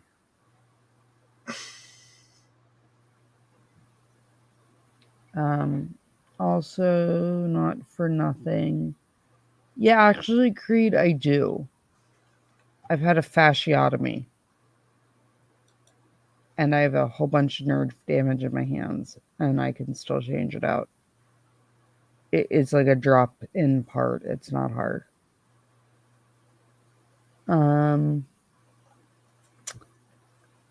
Yeah, the amount of cojones this person seems to have is disproportionate to her intelligence. I placed those.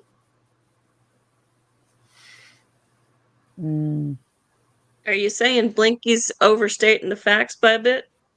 Little bit. Hold on. Can you testify all these items were identical? Yeah, you can testify all these characteristics were identical between all of these casings, but you can't with any degree of certainty say it was the same firearm, because you can change those parts out. And she doesn't know what she's talking about. Continue. Class characteristics into the database and receive a group of potential firearms manufacturers. Did it include more than one manufacturer? Yes. Was Glock one of the manufacturers that It could doesn't matter. firearm that projected Do those you get like out of the barrel? start a drinking game to take a shot every time someone says Glock, but I'd be In the dead. field of firearms is meant by the term aftermarket. Aftermarket generally means a part that is designed for Now we're going to get to altering that things is not after we've already that testified. manufacturer. Okay. Your experience and research as a firearms examiner, have you seen a Glock 45 caliber semi-automatic firearm that has an aftermarket replacement barrel on it? I have seen Glock firearms with aftermarket barrels, yes. The spent shell casings from the crime scene you have determined have class characteristics consistent with being fired out of a Glock firearm. Is that correct? Correct. No, they don't. And where did the spent shell casings come out of? What part of the gun does the spent shell Typically, casing we can't have any degree of certainty. come out of? Generally from a pistol, they are ejected out of the top of the slide. So hypothetically, No, they're ejected out of the ejection port, not the top of the slide. 45 had an aftermarket barrel from another gun manufacturer on it. That would not affect the class characteristics displayed on the spent cartridge casings that are ejected out of it. Is that correct? Yes. No. Yeah, you're right. It wouldn't have anything to do with the class characteristic class that a living characteristics that shape you found on on the bullet, but it would have everything to do with the firing pin, extractor marking, Otherwise, is that correct? and ejection port breech face marking. If a Glock firearm had an aftermarket barrel, what would you expect to see with reference to spent shell casings if a firearm like that fired a 45 caliber projectile? An aftermarket barrel would not affect the class characteristics found on the cartridge case. But a new extractor port would, like a new Hypothetically speaking, different if you tuned had that extractor would. 45 firearm that had an aftermarket barrel of another manufacturer, Let's what not talk. would you expect to see from the spent projectiles, the fired bullets? They would have the class characteristics of that aftermarket barrel.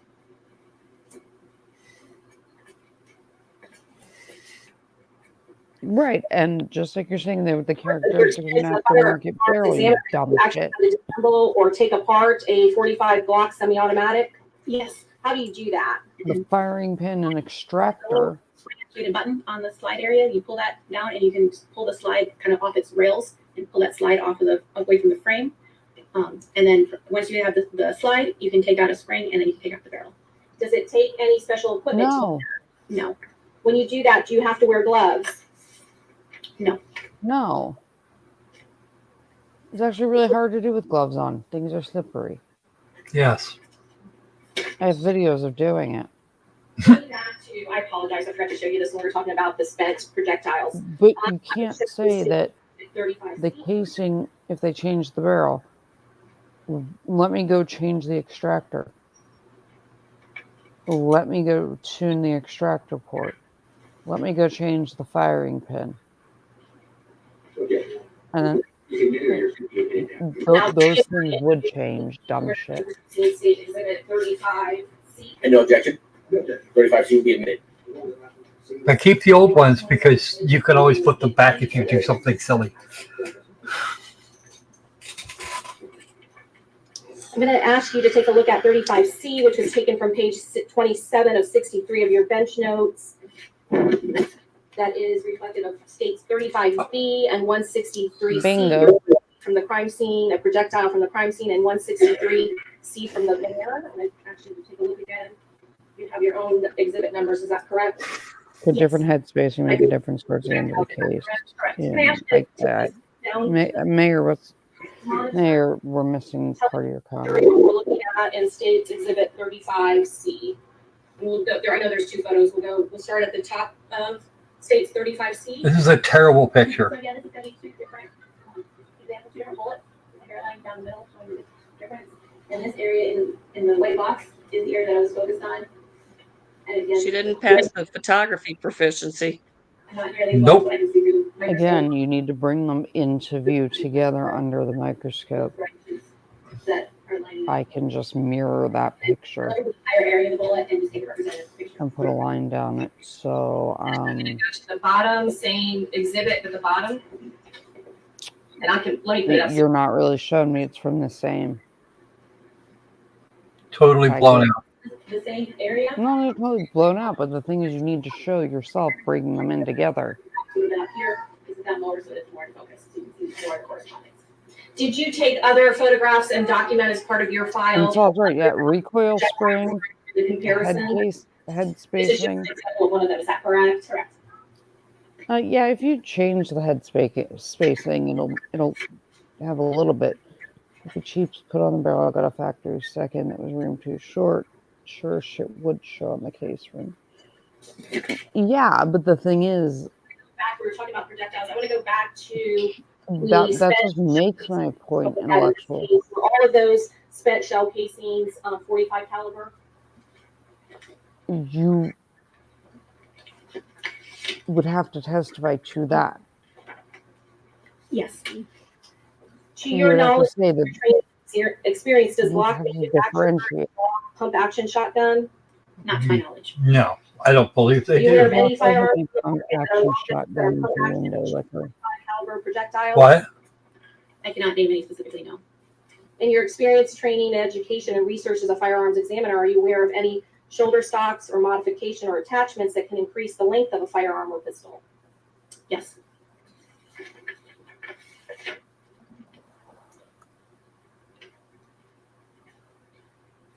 Do these attachments change the appearance and length of the pistol? If it was an attachment to the back of it to add potential shoulder stock, yes, it would. And what is the function of an attachment like a shoulder stock? One potential function would be to give it more stability or a different. When you are holding a pistol without a shoulder stock, what is a kickback? Can you explain that to the jury? It's called recoil, not a kickback, you dumb fuck. When the firearm fires, those rapidly expanding gases are going to give a pretty good kickback, make the firearm jump back and push back. I want to ask you about some of the different terminology. No. All the no. The fired cartridge cases No. 18 and one recovered from the Keetley property, and 18 which were collected by Wesley Carmen Smith from No. the were all fired in the same gun. Does that refer to mean identification? Yes. What does identification mean in the field of firearms? It means that all the class characteristics were similar and there was sufficient agreement of the individual characteristiries that I would determine they were fired from the same firearm. All of the But you opinions can't- that you they are in a reasonable degree of What scientific you certainty. can't do is this. May I have one moment? Closet crock. You can't. What you can't do is exactly what you're doing. You are saying that it has to be this, and there's no other way. It's gotta be this. Hey, I can change all of the things. I can change all the things, and then it would work. And the stock gives it stability, but the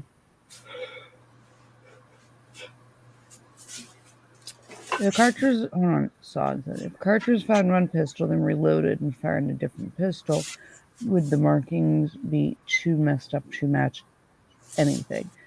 Sod, and I hate sounding like a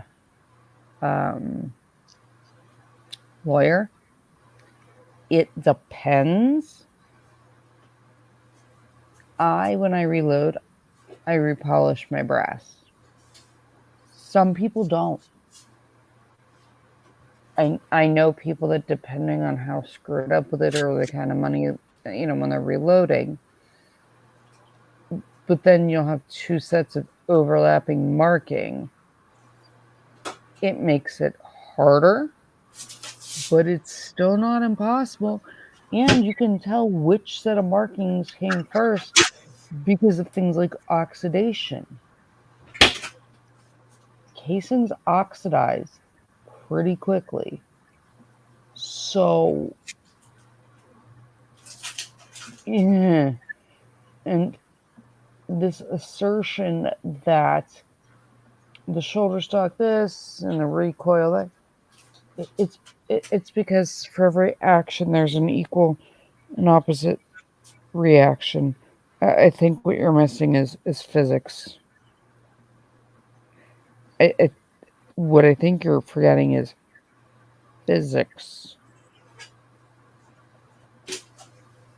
How hard is this? Physics.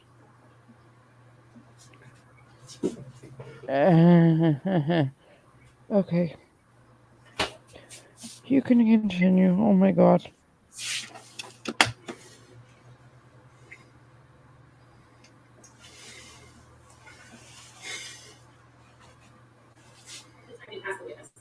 All right, ladies and gentlemen, it is noon, so rather than start the clock down, we're going to go ahead and do our lunch break. I'm going to give you an hour and 10 minutes today, so that'll be 1:10. Please not discuss the time yourself or anyone else who has any interest in the case, and please avoid all reports of the case outside of the courtroom. Please have a nice lunch. We'll see you back at 1:10. All rise. Please hear it.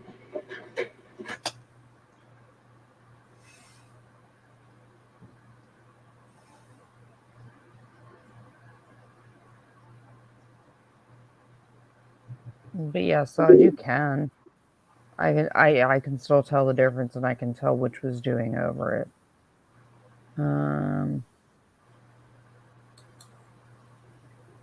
Mayor McGrinch doesn't polish the brass. I mean, you don't have to. You run it through a resizer. Yeah, it's not hard. But what I'm saying is, when you do that, I can still tell which set of marks came first. You can. What happens is brass is so soft.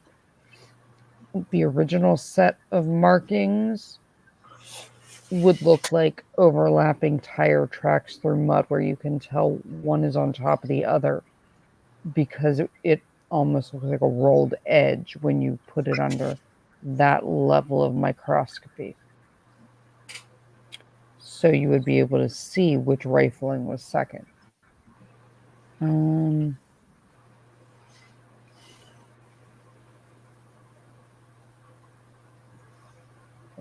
Okay. Continue. You're increasing your workday and not increasing your pay, and I gave you back some of your lunchtime. So, did anybody discuss the case amongst themselves or anyone else, or was anybody exposed to anything about the case during the lunch break by show of hands? Excellent. Let the record reflect. By show of hands, did you violate my order? The defense for the cross-examination, Mr. Escobar. This is like the dumbest thing I've ever heard. It's something. Good afternoon, Ms. Clark. Good afternoon. Ms. Clark, just some housekeeping. You started at the FDLE in what capacity and what year? I started as a forensic technologist in the firearms section in 2001. That was in 2001? Correct. And you were in that position until when? I became a crime laboratory analyst. I was promoted in 2004 and finished my training in 2006. So in She currently 2006 does is when QA. You became in the position where you received I the wouldn't position. advertise that if I were you, honey. Is that correct? Okay. I'd like to recap a little bit about your direct examination. I believe that your first submission, you had received 10 shell casings. Is that correct? Yes. And were all those reportedly coming from 604 Ocean Mist Drive?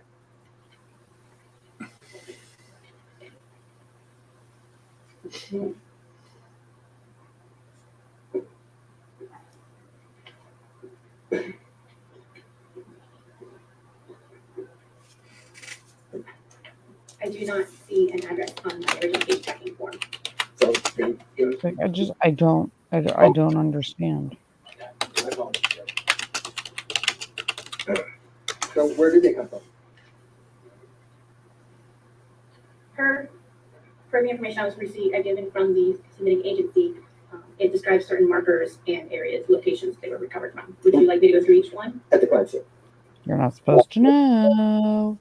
Doesn't matter. You're only testifying whether it is. That would be a safe assumption, but I cannot say. I can just have the marker numbers. And your assumption is based upon the fact that they're markers, right? Yes. And you know that markers are used at crime scenes Correct. in order to mark evidence, right? You're not supposed to know where it came from. And then I believe Stop you also introducing confirmation bias. shell casings that you had received from Fetch is still not happening. They were purportedly given to him by a person by the name of Willis. I do not know that information. But you are familiar with the 18. I mean, you can get a 4570 lever action. Yes, I received A 4570 10. lever action shotgun or a 4570 pump action shotgun. I Okay. fire a 45 caliber slug. Initial opinion was that you cannot identify the firearm manufacturer of those spent casings that were found at the crime scene and that were found in this Wesley Smith group, but you believe that you can opine that they're consistent with a Glock manufacturer, but not to the exclusion of any other manufacturer of a firearm, correct? Correct. Without the particular firearm to compare them to, I cannot say specifically what manufacturer they would have been from. So in simple terms is that here you can say You can literally one get a manufacturer, that being 45 Glock, pump action but shotgun that not will to the shoot a exclusion 45 of any caliber. other firearm from any other manufacturer, correct? Correct. Okay. So yes, you could do it in a pump action shotgun. 4570. Are they rare? Yes. Are they kind of old? Yes. Do they exist? Yes. So stop saying they don't. Take your giant projectile diagram and shove it where the sun doesn't shine. Among other class characteristics, yes. But that's one of the things that you're looking at, correct? Correct. Okay. And that's what you're going to need to do. You want to see whether a particular manufacturer would leave on their firearm, would leave that same or similar, because you use the word similar, right? Impression. Yes. That's a word that you like to use, similar, right? I'm sorry, you referenced exactly how. Yeah, in direct examination, you kept referring to that it was similar. The class characteristics were similar, yes. Okay. And so Yeah, Amanda, I already asked if she needs Visine. you not only indicated that it was consistent, Yep, Henry Repeating Arms sells a 4570 pump action shotgun. but back in 2010 in your report, as well as in Link, you don't even have to modify it. indicated that it could also Literally, you can buy it. Smith & Wesson, Sigma Series, 45 caliber, semi-automatic fire. I did, yes. And it was not until just a few weeks ago that you and I spoke on the phone, and I gave you a letter from the Smith & Wesson Sigma Series manufacturer that indicated that Smith & Wesson Sigma Series had never. Melanie, what would you like me to discuss about the 45 120 falling block? That would have left that impression, right? Yes. And after reviewing that, you called me back and you said, yeah, Rick, you're right. I screwed up. Actually, I believe I said it at the moment that you first told me, because I did know that information, yes. Well, if you knew that information, you certainly didn't tell any of the lawyers when you were deposed and sworn under oath, when you told them exactly that, right? You told them that the sickness series was one that would be consistent, right? I did, I was mistaken on the caliber. And you also did it at a hearing in front of this very judge in 2020, correct? I do not recall. And so, Ms. Clark, you are a forensic expert, correct? I'm a firearms examiner, yes. That's a forensic field, right? Yes. And you would agree with me that forensic Kind of analysis people is his left nut is smarter very than you. dangerous for administration of justice when we make errors. Referring to yourself as an expert, you're an embarrassment. It's taken Well, you 12 he's years being nice now. to discover that error, correct? I'm just pointing out. It's taken you 12 years to discover that error, Yes, it was. and you would have never discovered it unless I had called you. I have not reviewed this file in 12 years. Why? Well, it's,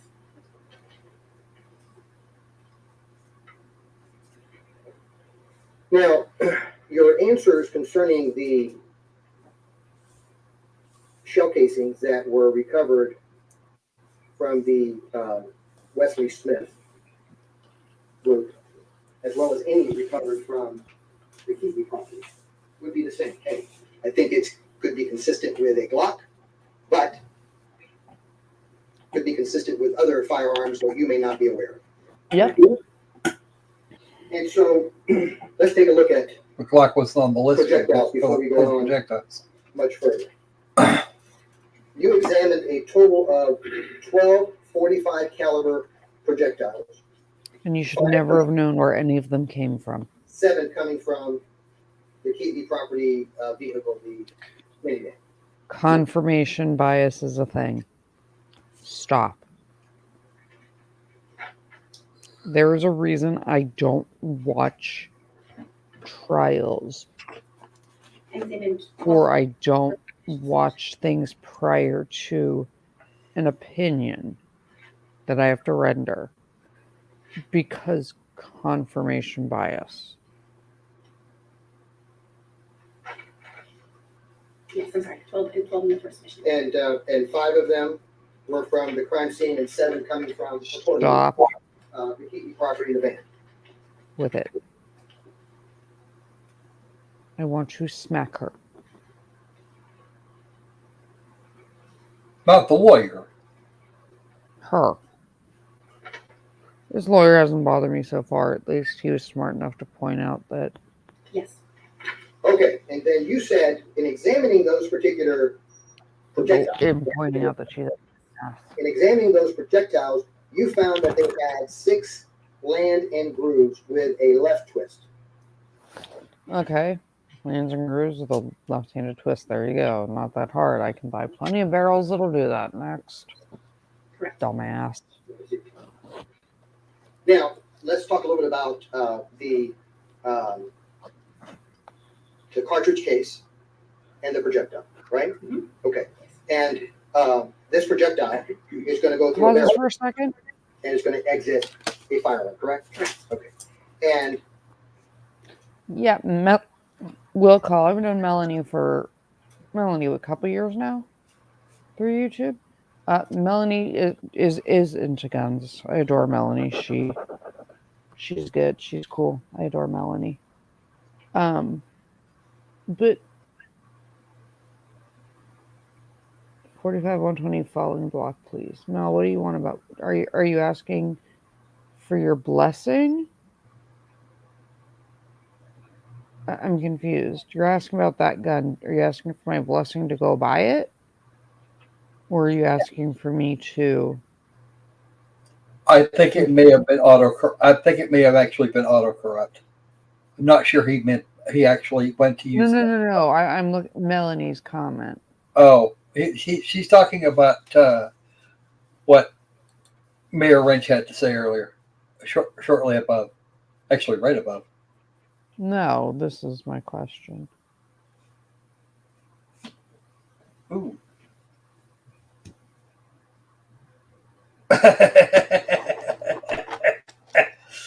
Okay then. Oh. Yeah, Melanie. Yeah. You're good. Yeah, but okay, I just was confused. It's as you and everyone knows for a long week. Yeah, will call. I met Melanie online through He Who Shall Not Be Named's channel, and she and I have had lots of gun talks and bonded. She and I have had lots of random conversations, and she's awesome. But this it had to be this. You can buy a pump action shotgun that shoots those shells, or a lever action. There are many, many, many. The only difference would be the casings, right? Literally, it would be the casing. Because shotguns. Okay, continue. Yeah, Melanie, it's been a long week for me. Assuming that this would be a barrel, let's just use that as a barrel. Okay, can we do that? Yes. Okay. You're telling the ladies and gentlemen of the jury that there are certain lands and grooves that are within that barrel. Correct. Is that correct? Yes. And as the projectile is going through that barrel, it's spinning because of those lands and grooves, correct? Yes. And then it's making a marking on the projectile. Yes. Exactly. What you're showing is what a fired bullet, an example of what a fired bullet would look like. And before No. it's fired No. and left the cartridge case, Nope. it would be smooth. all Nope. over. Okay. So Stop talking. Nope. Now, you indicated that because those particular 12 projectiles that we were just talking about had 6 lands and grooves with a left twist. What do you call that? Tell the ladies and gentlemen of the jury what you call that. Is that a class characteristic? Yes. Okay. And so that is a Rifling. who can manufacture that particular firearm.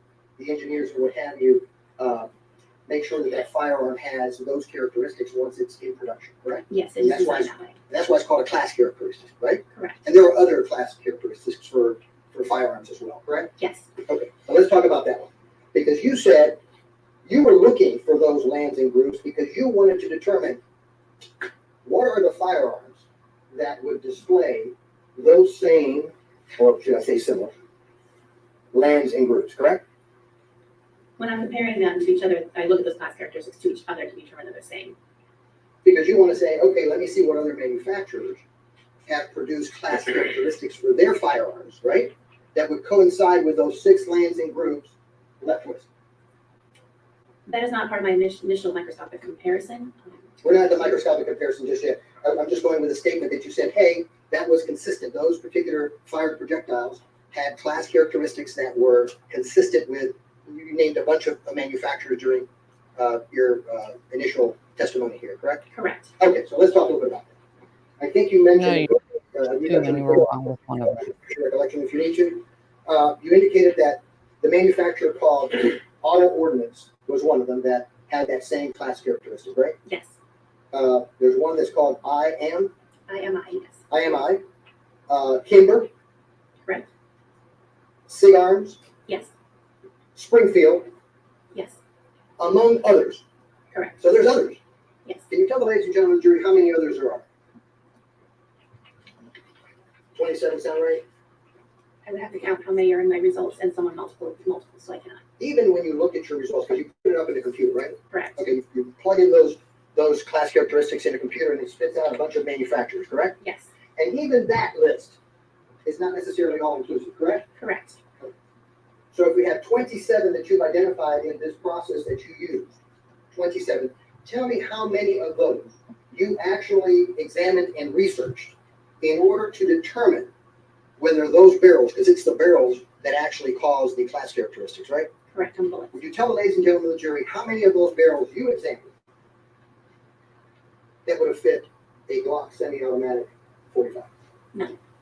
And you would agree that none of those manufacturers would have manufactured a barrel that would fit a Glock, right?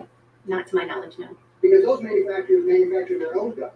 They do not manufacture barrels for other people's guns, correct? I don't believe so, no. And so when you put in your report that all of these manufacturers had weapons that had a class characteristic that was similar to what you had seen on these 12 bullets, you weren't necessarily telling us that they were the ones that manufactured an aftermarket barrel, as the prosecution has suggested, correct? Correct. They were just with similar class characteristics. So I'd like you to tell me how many manufacturers of aftermarket barrels you researched that would have fit a Glock. I do not say how many. Did you research any of them? I have not researched any. I have received some in the laboratory, but I do not know the manufacturer of those aftermarket barrels. Have you received in your laboratory an aftermarket Glock barrel for a 45? Yes. So you know that they exist out there. Yes. Well, tell me what research you've done to determine whether any aftermarket barrel has 6 lands and grooves with a left twist. I do not know. Because you didn't do the research. No. Pause it for 1 second. So you can't.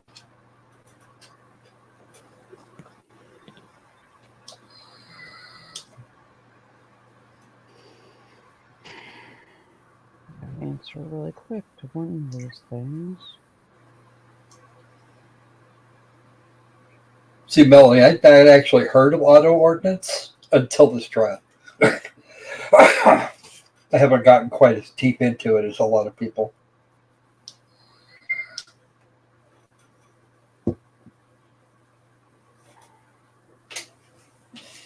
Lone Wolf Arms makes them. Alpha Arms makes them. Breeley makes them.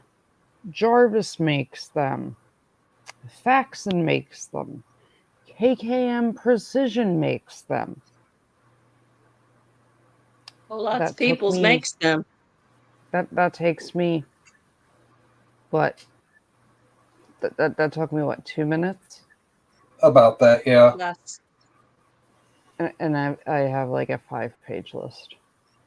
Wow. So what I'm going to need you to do is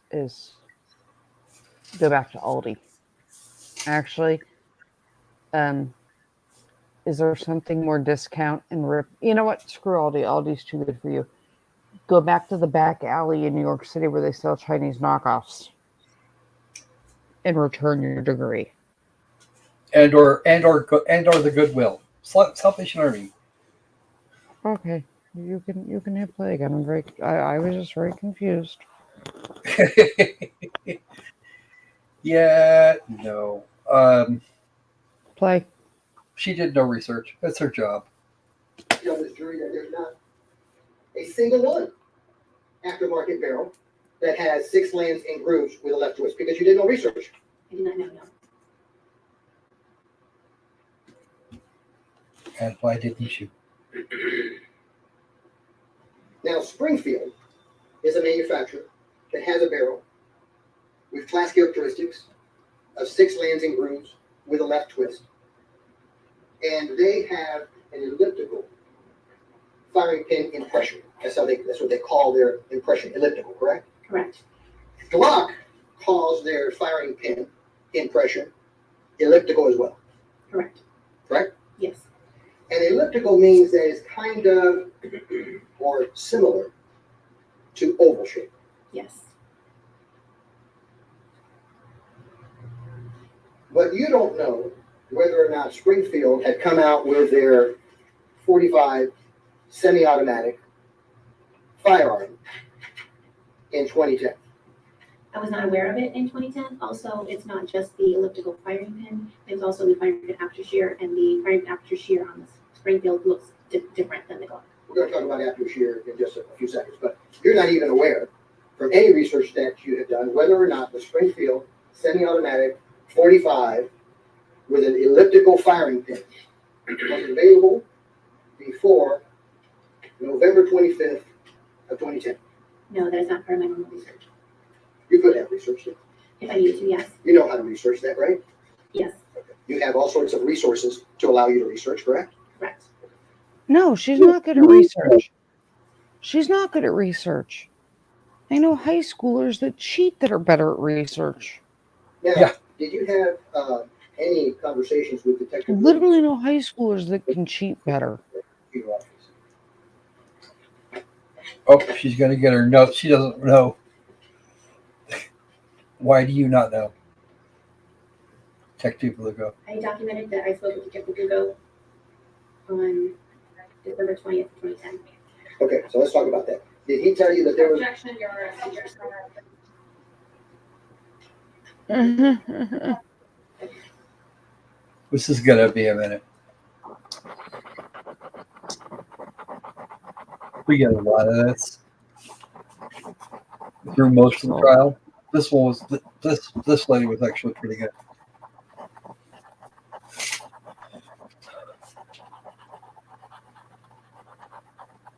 That noise you're hearing, I think, is actually in the courtroom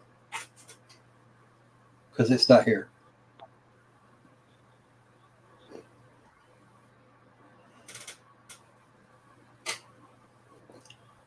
And there is, and Link has a thing there. Yeah, gurgle was definitely a thing by 2010. But that's what I'm saying. I literally just listed out like 10 that have the exact same characteristics that are all aftermarket. And that's just the common ones. The bigger ones. It's $140 for some of them. That's it. Killer Innovations, Zeb Technologies, Lone Wolf, Gray Ghost, Faction. Take your pick. Manufacture and remanufacture firing pins.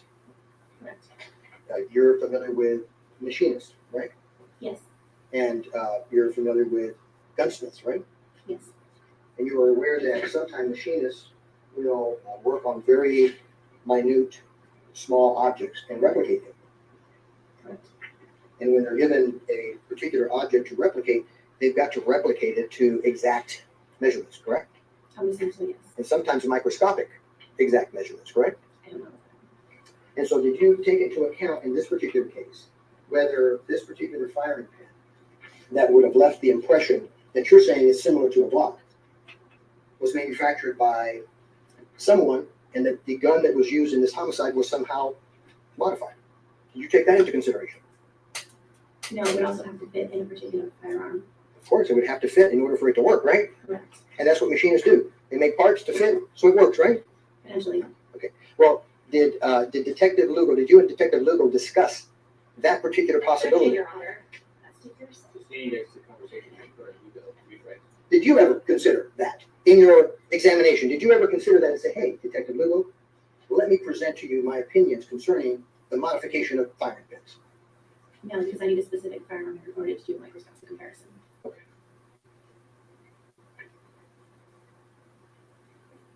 Get the girl eyes in. And not only manufacture and replicate a firing pin, but other items, other components of a firearm, correct? Yes.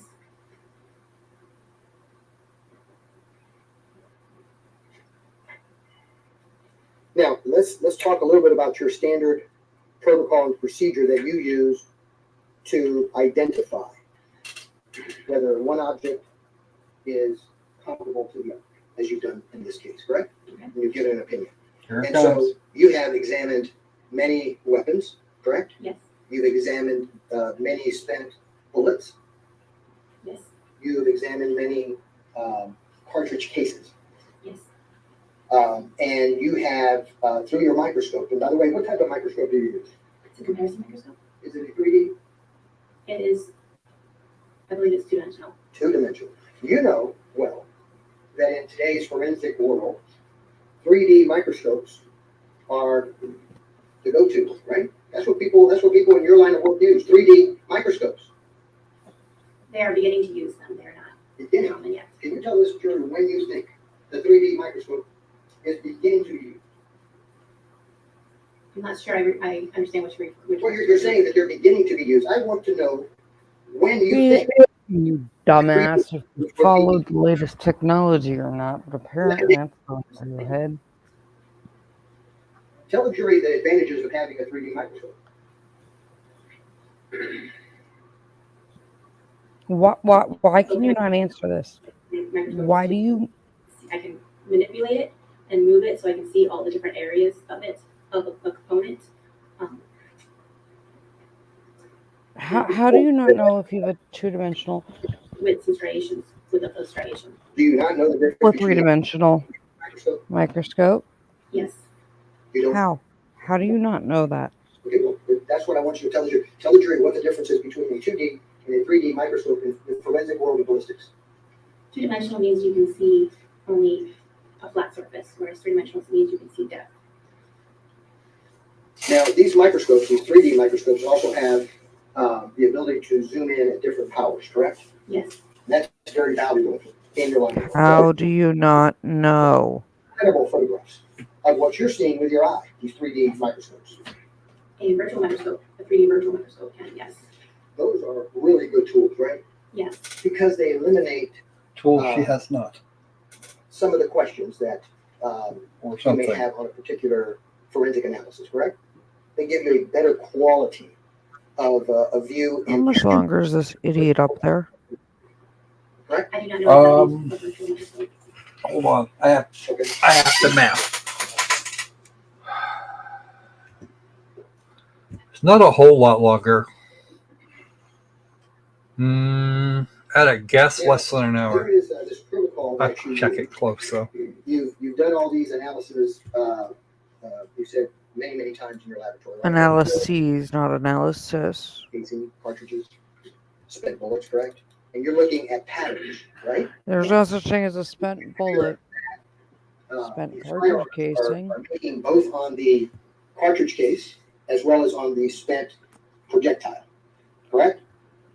Separately, yes. Yeah, separate. But you're cataloging that in your mind, right?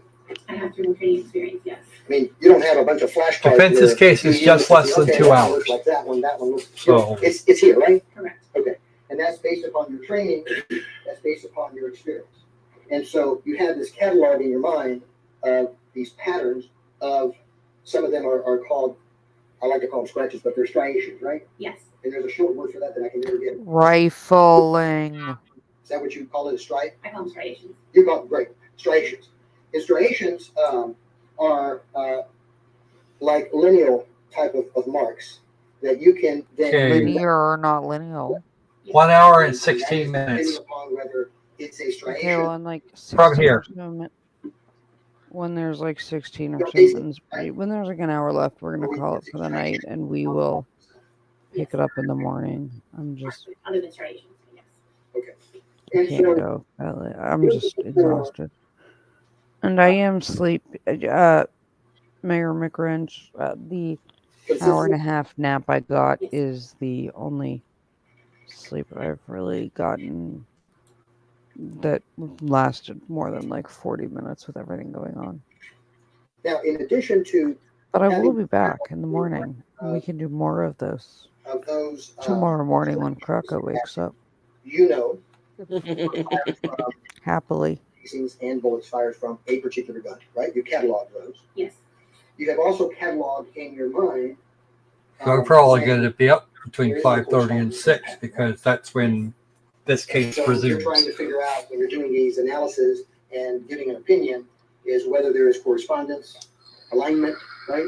Yes. Those are some of the words you use, correct? Correct. No, what time are they going to break for lunch? We can do it when they break for lunch. Differences, right?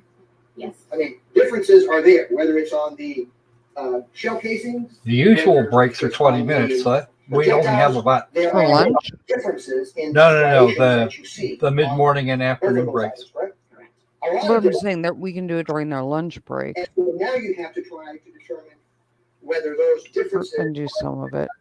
I'm just different firearm may have been used to expel. and I mean all of my loves. Right? I Or whether would There's some other reason for it. love to sit here for another like hour. But The standard that yeah, I'm running on like 2 hours of sleep a day. to determine, or you to determine, whether in your You opinion, and the there is Blavich are that the much the casing were welcome. fired Thank you very much, and I appreciate it. And we are much, by a sufficient agreement. Yes. much welcome. And I will teach more tomorrow. I It promise. takes, even your I'm just even not your- getting a lot of sleep with everything, and the Association of Firearms and I want to at least have more of a Association of Firearms and Trademark Examiners. Slightly more energy and whatever. Even they say It's this been a is week. subjective. And that's micro looking to you, Dragon. Oh, yeah, that's right. If you don't get any computer to take a look at all the striation marks and what have you, and make a determination of, hey, computer saying Yeah, you can. There's a digital database that'll compare them. 1,000 of these striations here. And Amanda, I guarantee I'm going to tear her apart even more tomorrow. I can tear most of these people apart, and I have so much to tear apart. And we're going to tear apart the Hannah Gutierrez Reed thing too. And they all look identical to the ones on the right side of another 1,000. Yeah, I live near Seattle. There, we'll call. You don't map. And I am hydrating. Thank you, Amanda. I love you all. Each and every striation in your analysis. No, because it's the quality of those striations, not just the number. It's not just the number, it's the quality. And that is another subjective process that you go through, correct? Yes. So you don't count them on the shell casings. Although while she's talking about nothing, I will say, please, like, subscribe, share it, There are. so I can hopefully, try to hit 1,000 for true monetization. You at least count those. And You at least count those striations. like I do have PayPal and Venmo or whatever is in the link somewhere. But I want to hit 1,000. I care far more about that 1,000. because it's fun. There can be an instant So, of distinct marks. like, subscribe, share, and I generally have a lot more energy than this, and I'm generally a lot more animated than this. But it's been a week.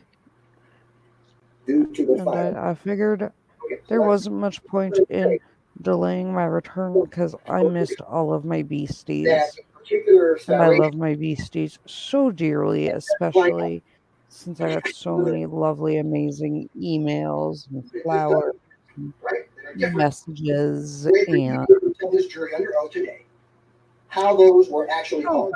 Amanda, yes, send all the gun nerds.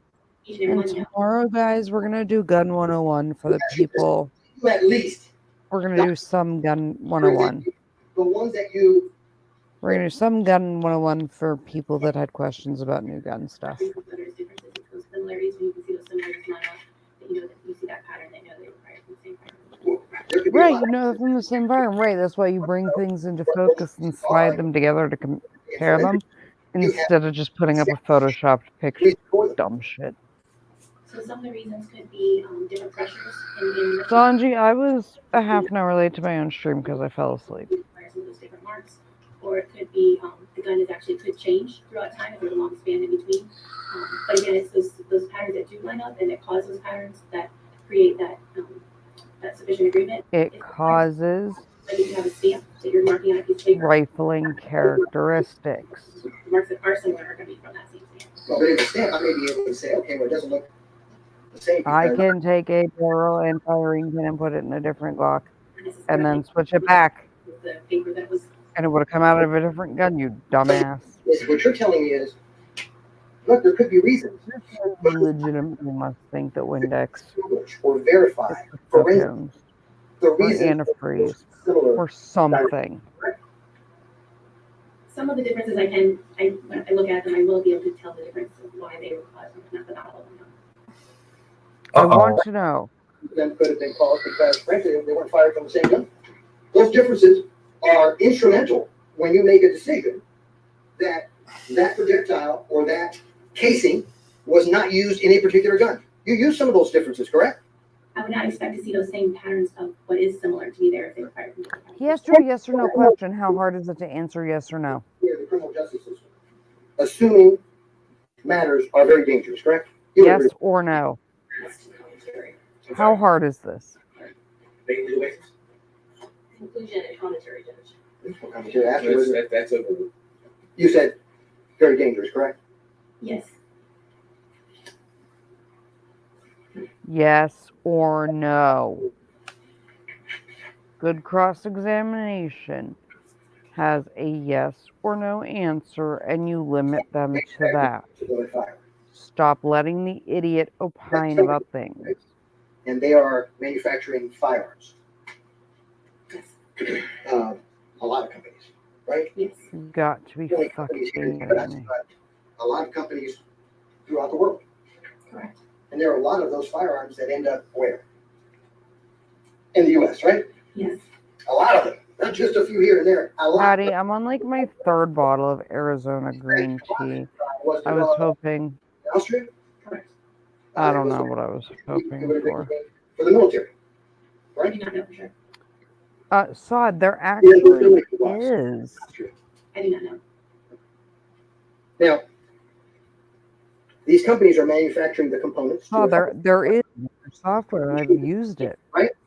And they've been machining them for That's a what long I'm saying. That's why you bring both Machines things themselves into have wear and tear. frame and slide them so they match up in frame. And the machining of these components sometimes create what is called subclass characteristics, correct? Correct. Tell ladies and gentlemen what a subclass characteristic is. Subclass characteristics are marks that are not designed into, they're not class characteristics, they're accidental. Yeah, And they- it's like if you And they step can on a transfer nail, pull it out of your sneaker, and transferred go walk. 2003, right? 2004. They could be transferring right Yeah, now. every time you Being freaking made touched at anything, manufacturer. you're not wearing gloves, Right. idiot. And had you just fumed them, you would know for a certainty. Expect You to would be see hoping it at some fingerprints. manufacturer She's How about to hard admit is to this? that. soon enough and corrected the problem. How hard is this? Look for it. So if the manufacturer, Fingerprints. someone's got to be looking for And a it's class. actually really, really hard to fuck up them. Because the heat affixes it.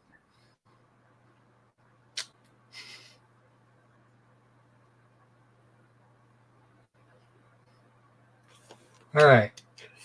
Watch this. Not me, right? I don't know that I understand your question. Yeah, who's looking for them when they show up? Because there's subclass characteristics, right? They weren't designed by the manufacturer for that to be present, right? Correct. Okay, and so I want to know who's looking for them. I believe if the manufacturer may look for them, if they're causing a negative effect, but I do not know. You believe that the manufacturer may be looking for it. You're relying on a manufacturer to possibly be looking for subclass characteristics. That's what you're telling the jury? I do not understand the relevance of why. That's for her to argue about relevance. I want you to please answer the question. Objection, Your Honor. That's her answer. Argumentative. I don't argue with the witness. Don't argue, ask another question. You realize that manufacturers are in the business to produce and at the end of the year make a profit, right? I would believe that. And that's what they want to do, Yes. right? They want to manufacture a good product. They want to get as many product out in the market, and they want to make a profit at the end of the year, right? I would believe so, yes. And they want their products to be consistent and good products, right? Yes. Because they get a brand name. Yes. Now, you talked a little bit about firing pin, impression, something about aperture. What was that? Firing pin aperture. Firing pin aperture. So it's my understanding that this firing pin goes through a hole. Yes. It hits this portion right here of the casing, Fiber. right? Correct. And then tell me what happens then. As far as the aperture. Yeah, or the mark or anything else that happens with reference to that firing pin. So the cartridge case is placed up against what's called a breech face. It's the flat portion of the back of the firearm that the cartridge case sits against. And it has a hole in it, which is called the firing pin aperture, that the firing pin protrudes through when it is released. When the firing pin strikes it and the cartridge case detonates and it expands in every direction, the cartridge case, the rear portion is going to push back also. Yes, you And dipshit. metal It's called that physics. portion is going to actually build into that hole. And then when it is ejected out, it will sometimes shear off some of that metal and leave striations behind on it. But that hole, that metal will then have that shape of that hole. And so here, what you noticed was that there was a oval shape. Is that correct? I believe rectangular. Rectangular. Yes, But you said that an elliptical firing pin impression was oval. correct. Okay. And you indicated, I think, earlier that that was consistent but not exclusive to a Glock. Correct. Is that correct? Blocks are the only ones that I know of, but there may be others. And it would be consistent but not exclusive to someone manufacturing a pin firing pin that would be like a block. Any firing pin that would have an elliptical shape would leave that, generally made by Glock. That's not what he asked. You did. We talked a little bit about dismantling a firearm. I think you went through a process of what it takes to dismantle a Glock. But even before that, before you actually take all the parts off of a Glock, because it has a slide, you have to pull the slide back, right? Correct. And there's a spring on that particular slide that makes pulling that slide back, you have to put some force into it. Yes, You just can't do it with your little pinky. I can't. And so you grab it, right? And then you pull it back, right? The slide. And that allows the bullet to come from the magazine into the chamber. It's called chambering around. So correct me if I'm wrong on any of that, but that's the way it happens, right? Yes. Okay. And so in dismantling the firearm, you're saying that what has to happen is that the slide has to come off first. Is that correct? Yeah. Yes. That comes off first, right? Yes. Okay. And so tell the ladies and gentlemen, I have an entire video about how to take apart a weapon. You've done that before. Maybe you should have watched it. I have she should entire watch. videos on disassembly. So you pull that button down and you pull the slide back and lift it off. Okay. So No, it's not. It doesn't always come off that way. I have videos with multiple different weapons. In the frame portion, you're going to see the bottom part of the frame portion that sits underneath the barrel, and then you're going to have the grip portion and all of its internal parts. Okay. So what are you going to take out in order to take out the barrel? The barrel is actually in the slide portion of it, the top portion. Okay. So you're No, going it's not. to take out the spring, the rebound spring, which is what causes that slide to It's a recoil spring, not rebound, dumbass. approximately that big, maybe. Okay. Is it under tension? Yes. Okay. So how do you remove that spring under tension? It's kind of pushed up against the little bar, so you just have to pull it off that bar. And pull it up. Okay. So I see No, you're- it's not. I have whole videos on this. You use two hands. I need to, yes. You need to, right? Yes. Because I have entire videos on this. Mhm. No, it doesn't require two hands. And so you take off the spring. then I mean, for some people it does, but I have severe nerve damage and I can still do it. Wow, really easy. and that barrel is unique Yeah, Patty, I'm calling it for the night and then we'll finish this tomorrow into that block, right? Correct. It has to be designed to in a fit few that. minutes. And so if you're going to buy an aftermarket barrel for a Glock, Yeah, I'm worn out too, Loki. it's from has that same design to allow it to fit within that slot. Correct. Is that correct? Yes. Okay. Now, while we're on Glocks, let's talk a little bit about Glocks. Okay, hold on, pause this crap. A name that says How Glock. much time is an hour? It's not going to be that. Hold on. We're now at 5:50, and she posts at 6:46. We're just under an hour. Okay, well it's 10:30. Okay, my loves. I'm gonna call it a night.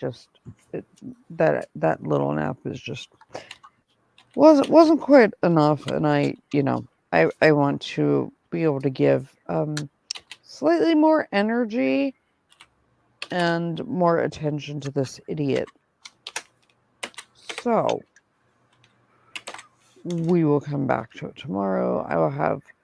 I'll figure it out with the crack first thing in the morning. We will probably cover the last hour at lunch and then stuff. Oh, We have stuff to cover. I What? forget. We're at 1.25 speeds. This is actually going quicker. Yeah, but still, I have hit my wall. It would be about 45 minutes at this rate. That's fine. We can do that tomorrow. Actually, during no, it lunch would be hour. 45 minutes because it's 40. We got 47 minutes. At the Yeah, but then you'd be talking. So okay, so we'll pick this back up tomorrow. We have a whole bunch of other stuff. So I 'cause grabbed everybody in the chat's like, I'm tired. Yes, me too. So I will talk to Croc first thing in the morning. Thank you so much for sticking with me, even though I was late because I fell asleep. I love you all. I love all my beasties. Do the YouTubey things. And I will post a stream in the morning. Love you guys. Bye.